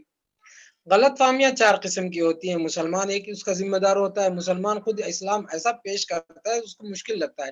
جیسے عام طور سے مسلمانوں کو بولا جاتا ہے کہ اسلام مکمل ایک نظام حیات ہے, صبح سے شام تک کی تعلیمات ہے, بچپن سے وفات تک کی تعلیمات ہیں, نکاح سے خلا طلاق تک کے معلومات ہیں, عقیقے اور ساری بحث پر بحث ہوتی ہے, ہر موضوع پر بات ہوتی ہے, وراثت پر بحث ہوتی ہے. یہ بات جو ہے مسلمانوں کو بولنے کی ہے, غیر مسلموں کو بولنے کی نہیں ہے. مسلمان جو ہے جو دعوت کا جوش آتا ہے تو اس قسم کی دعوت شروع کر دیتا ہے, جس کی وجہ سے وہ سمجھتے ہیں کہ بہت مشکل مذہب ہے, کہاں خواہ اس کی سب چیزوں کے پیچھے پڑا رہے, کیوں خواہ اپنے اوپر اس بوجھ کو لے کے چلے. ہم تو ہفتے میں ایک مرتبہ گھنٹی بجا کے آتے ہیں اور سمجھتے ہیں کہ کسی کو کچھ دان دے دیا تو ہم خدا پرست ہو گئے, جنت کو چلے جائیں گے. اسلام تو بہت مشکل مذہب ہے. تو دائی کیا یہ قصور ہوتا ہے کہ اسلام کو مشکل بنا کے پیش کر دیا ہوتا ہے. اللہ کے نبی صلی اللہ علیہ وسلم نے فرمایا یسیرا ولا تعسرا، کہ دین کو آسان بنا کے پیش کرو، مشکل نہ بناؤ. دین کو آسان بنانے کا گر سیکھو، اللہ تعالیٰ سے مانگو، اللہ سے کہ اللہ دین کو آسان کیسے بنایا جاتا ہے، مشکل کیسے نہ بنایا جائے. اللہ ہمیں اس کو فن سکھا دو. اللہ سے مانگو، کون سی چیز اللہ تعالیٰ کی پوری نہیں کرے گا. جب دعوت کے لیے آپ اللہ سے دعا کریں گے تو ساری چیزیں آپ کو اللہ تعالیٰ آسان کر کے دے گا انشاءاللہ العزیز. تو آپ جو ہے غلط فہمیاں جو ہوتی ہے ایک مسلمانوں کی طرف سے ہوتی ہے. جیسے مسلمان یہ کہتے ہیں کہ ہمارا مذہب ایسا ہے، ہمارے رسول ایسے ہیں، ہمارا اللہ ایسا ہے، ہمارا قرآن ایسا ہے، تو سمجھتے ہیں کہ مسلمانوں کا مذہب ہے، ہمارا تھوڑی ہے اسلام، اس سے ہمارے سے کوئی تعلق نہیں ہے، اس سے ہمیں کیا لینا دینا نہیں ہے.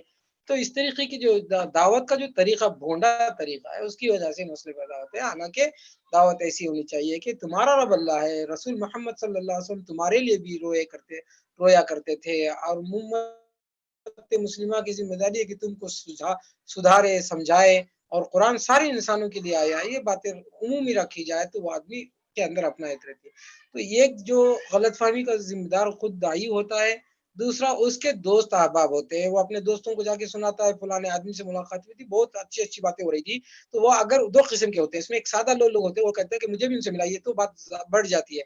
اگر کوئی شرپسند آدمی کے سامنے جا کے تذکرہ کرے گا تو اس کے دماغ میں کچھ غلط فہمیاں وہ ڈال دے گا. وہ غلط فہمیوں کی وجہ سے وہ مسلمان نہیں ہوگا، غلط فہمیوں کی وجہ سے مسلمان نہیں ہوگا. وہ غلط فہمی کہاں سے آئی ہے آپ کو ظاہر ہے پہچان میں آ جائے گی کہ آپ بات کرتے رہیں گے تو معلوم ہوگا کہ یہ یار کا آدمی نہیں ہے، بڑی بڑی باتیں کہاں سے کر رہا ہے. تو اس کا مطلب ہے اس کو کوئی سکھا رہا ہے.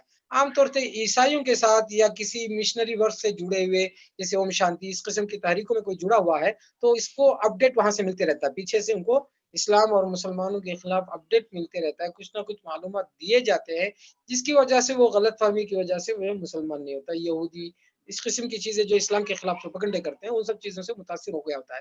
دوسری غلط فہمی ہے جو دوسروں کی طرف سے آیا تو اس کو دور کرا دو.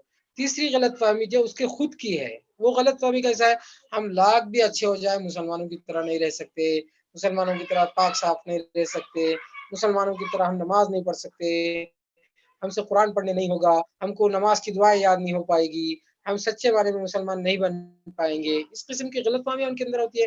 یا ہم ذات پات کی لڑائی میں ہیں تو ہم نچلی ذات کے ہم کیسے مسلمان ہو سکتے ہیں، جب ہم برہمن نہیں ہو سکتے تو مسلمان کیسے ہو سکتے ہیں. اس قسم کی ان کے اندر ذاتی غلط فہمیاں، اس کو غلط فہمیوں کو دور کرنا دائی کی ذمہ داری ہے. وہ یہ ہے کہ آپ ان کو سمجھائیں کہ صحیح سچائی کیا ہے، اسلام کے بارے میں ان کو بتائیں. اور آخری بات جو ان کے اندر پیدا ہوتی ہے وہ ہے ان کے مسائل. وہ غلط فہمی نہیں ہے، ان کے مسائل میں مسلمان ہو جاؤں تو میرا کون خیال کرے گا، میرے ماں باپ کا کیا ہوگا، میرے بیوی بچوں کا کیا ہوگا، میرے شوہر کا کیا ہوگا، میری تعلیم کا کیا ہوگا، میری نوکری کا کیا ہوگا، میری جائیداد کا کیا ہوگا، میرے ایجوکیشن کا کیا ہوگا. یہ مسائل ہیں ان کے. ان مسائل کو قرآن و سنت کی روشنی میں حل کیا جائے. بہت سارے صحابہ رضوان اللہ علیہ مجمعین کو اللہ کے نبی صلی اللہ علیہ وسلم کہتے تھے جب تک میں نہ کہوں اعلان نہ کرنا ہے خاموشی سے رہو، اسلام قبول کر کے اسلام پر اسٹڈی کرتے رہو، اپنے گھر والوں کو بولتے رہو. ہاں یاد رکھیے جس کو کلمہ پڑھا رہے ہیں اس کو دائی بنا کے چھوڑیے، اس کو دائی بنا کے چھوڑیے، نہیں تو اس کو دعوت دے دیا جائے گا. اس کو دائی بنا کے چھوڑیے، اس کو علم دیجیے، اس سے تعلقات رکھیے، اس کے تقوی پر جو نگرانی کیجیے، ورنہ لوگ اس پر حملہ کر دیں گے. یہ بھی ایک اہم مسئلہ ہے، اس پر تھوڑا سا کام کرنا چاہیے. جن کو آپ دعوت دے رہے ہیں ان کی تربیت پر توجہ دیں، ان کی تربیت پر توجہ دیں، ان کی شادی تک کی ذمہ داری لیں. انشاءاللہ العزیز جب آپ اپنی بہن کی شادی کروا سکتے ہیں، آپ اپنے خالہ کی شادی کروا سکتے ہیں، خالہ کی بچیوں کی شادی کرا سکتے ہیں، تو ان کی کیوں نہیں کرا سکتے؟ اس سے گھبرانے کی ضرورت نہیں ہے. یہ ہمارا مشن ہے، یہ ہمارا کام ہے، یہ دوسرے نہیں کرتے. ایک بات یاد رکھیے، جو آدمی جس کے ہاتھ پہ کلمہ پڑے گا تا حیات اسی کو تلاش کرے گا، دوسروں کو تلاش نہیں کرے گا، اسی کو تلاش کرے گا. ایک آخری واقعہ سنا کے بعد ختم کرتا ہوں. ایک ابراہیم نام کا ایک آدمی اسلام قبول کیا میرے ہاتھ سے، تقریباً 8-10 سال ہو گئے. تو جو دکان کا مالک تھا وہ بھی نو مسلم تھا، اس سے میری ملاقات ہوئی 8-10 سال کے بعد. تو اس نے کہا کہ تم ابراہیم کو کچھ کیوں نہیں بولتے ہو؟ میں نے کہا کیا بولنا چاہیے؟ دیکھو وہ لڑکا جو ہے 20-22 سال کا ہو گیا، اب تک شادی نہیں کیا ہے، ابھی تک وہ شادی کی بات بھی نہیں کرتا ہے، میں کیا کروں سمجھ میں نہیں آتا. تو میں نے کہا کہ ٹھیک ہے میں بات کر کے دیکھتا ہوں. نماز کے فوراً بعد وہ مسجد سے باہر نکلا ابراہیم، اور نکلتے ہی ابراہیم نے مجھ سے سلام کیا اور خیریت پوچھا، اور سیدھے سیدھے اس نے کہا کہ بھیا میری اب تک شادی نہیں ہوئی. اللہ اکبر. یاد رکھیے جو آدمی کلمہ پڑھاتا ہے، جو نیا مسلمان ہوتا ہے، اسی کو وہ رہبر مانتا ہے. بھلے آپ 10 سال کے بعد مل رہے ہو، آپ ہی کو وہ فائنل مانے گا، اس لیے آپ اس کو کلمہ پڑھا کے نہ چھوڑو، ان کی قدر کرو، ان کی فکر کرو، ان کی سلسلے میں فکر مند رہو، ان کے مسائل جیسے آپ کے بہن بھائی کا مسئلہ ہے ایسے ہی اس کو سمجھو، آپ کے ہی رابطے میں رہیں گے، دوسرے لوگ اتنی ہمدردی سے معاملہ نہیں کریں گے۔ اگر آپ دوسروں کے حوالے کر دیں گے تو ایسے بہت سارے واقعات ہو چکے ہیں کہ دوسروں کی لاپرواہی کی وجہ سے آدمی مرتد بھی ہوا ہے۔ اس لیے جو ہے آپ جس پودے کی بنیاد رکھیں اس کی سینچائی، اس کی نگرانی اور اس کی صفائی کا خیال آپ کو کرنا پڑے گا، دوسرے اس کی ذمہ داری نہیں لیں گے۔ اسی بات پر میں اپنی بات ختم کرتا ہوں اور دعا کرتا ہوں اللہ تعالیٰ کہ ہم سب کو جو ہے دعوت کے لیے استقامت نصیب فرمائے۔ اور آخری بات جو بولنا بھول گیا تھا وہ یہ کہ آپ ساری محنت ایک طرف اور رب سے تعلق رکھ کر دعا کرنا ہے ایک طرف۔ اللہ سے جتنا گہرا تعلق رکھ کر آپ اللہ سے مانگیں گے، کام کی توفیق بھی ملے گی، لوگوں کو ہدایت بھی ملے گی، اور جو ہے آپ کو بھی اللہ تبارک و تعالیٰ اس کی بصیرت دے گا۔ ہر خاتون انشاءاللہ دعوت کی دین کی مبلغہ بنے گی۔ آپ کو معلوم ہونا چاہیے کہ چنگیز خان کا ظلم، پھر اس کے بعد ہلاکو خان کا ظلم، پھر پوری تاتائی قوم کو مسلمان بنانے کا سرا جو ہے اللہ تبارک و تعالیٰ نے خواتین کے سر دیا ہے۔ تاریخ نے ان کے ناموں تک کو محفوظ نہیں کیا، ایسی قربانی ان عورتوں نے دی کہ پورے لوگ جو ہے پورا تاتاری قوم مسلمان ہو گیا ہے۔ اسلام کی تاریخ کا ایک اہم حصہ ہے۔ خواتین کو اس سلسلے میں سنجیدہ سے کوشش کرنی چاہیے، انشاءاللہ العزیز خواتین سے زیادہ لوگ مسلمان ہوں گے۔ اللہ تبارک و تعالی ہم سب کو دین میں استقامت نصیب فرمائے اور ترقی نصیب فرمائے۔ وآخر دعوانا الحمدللہ رب العالمین۔ السلام علیکم ورحمۃ اللہ وبرکاتہ۔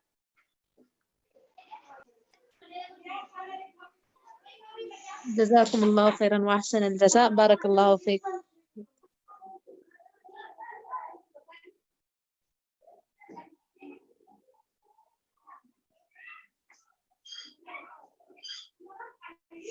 یہ کلاس کو اینڈ کرنے کی اجازت ہے؟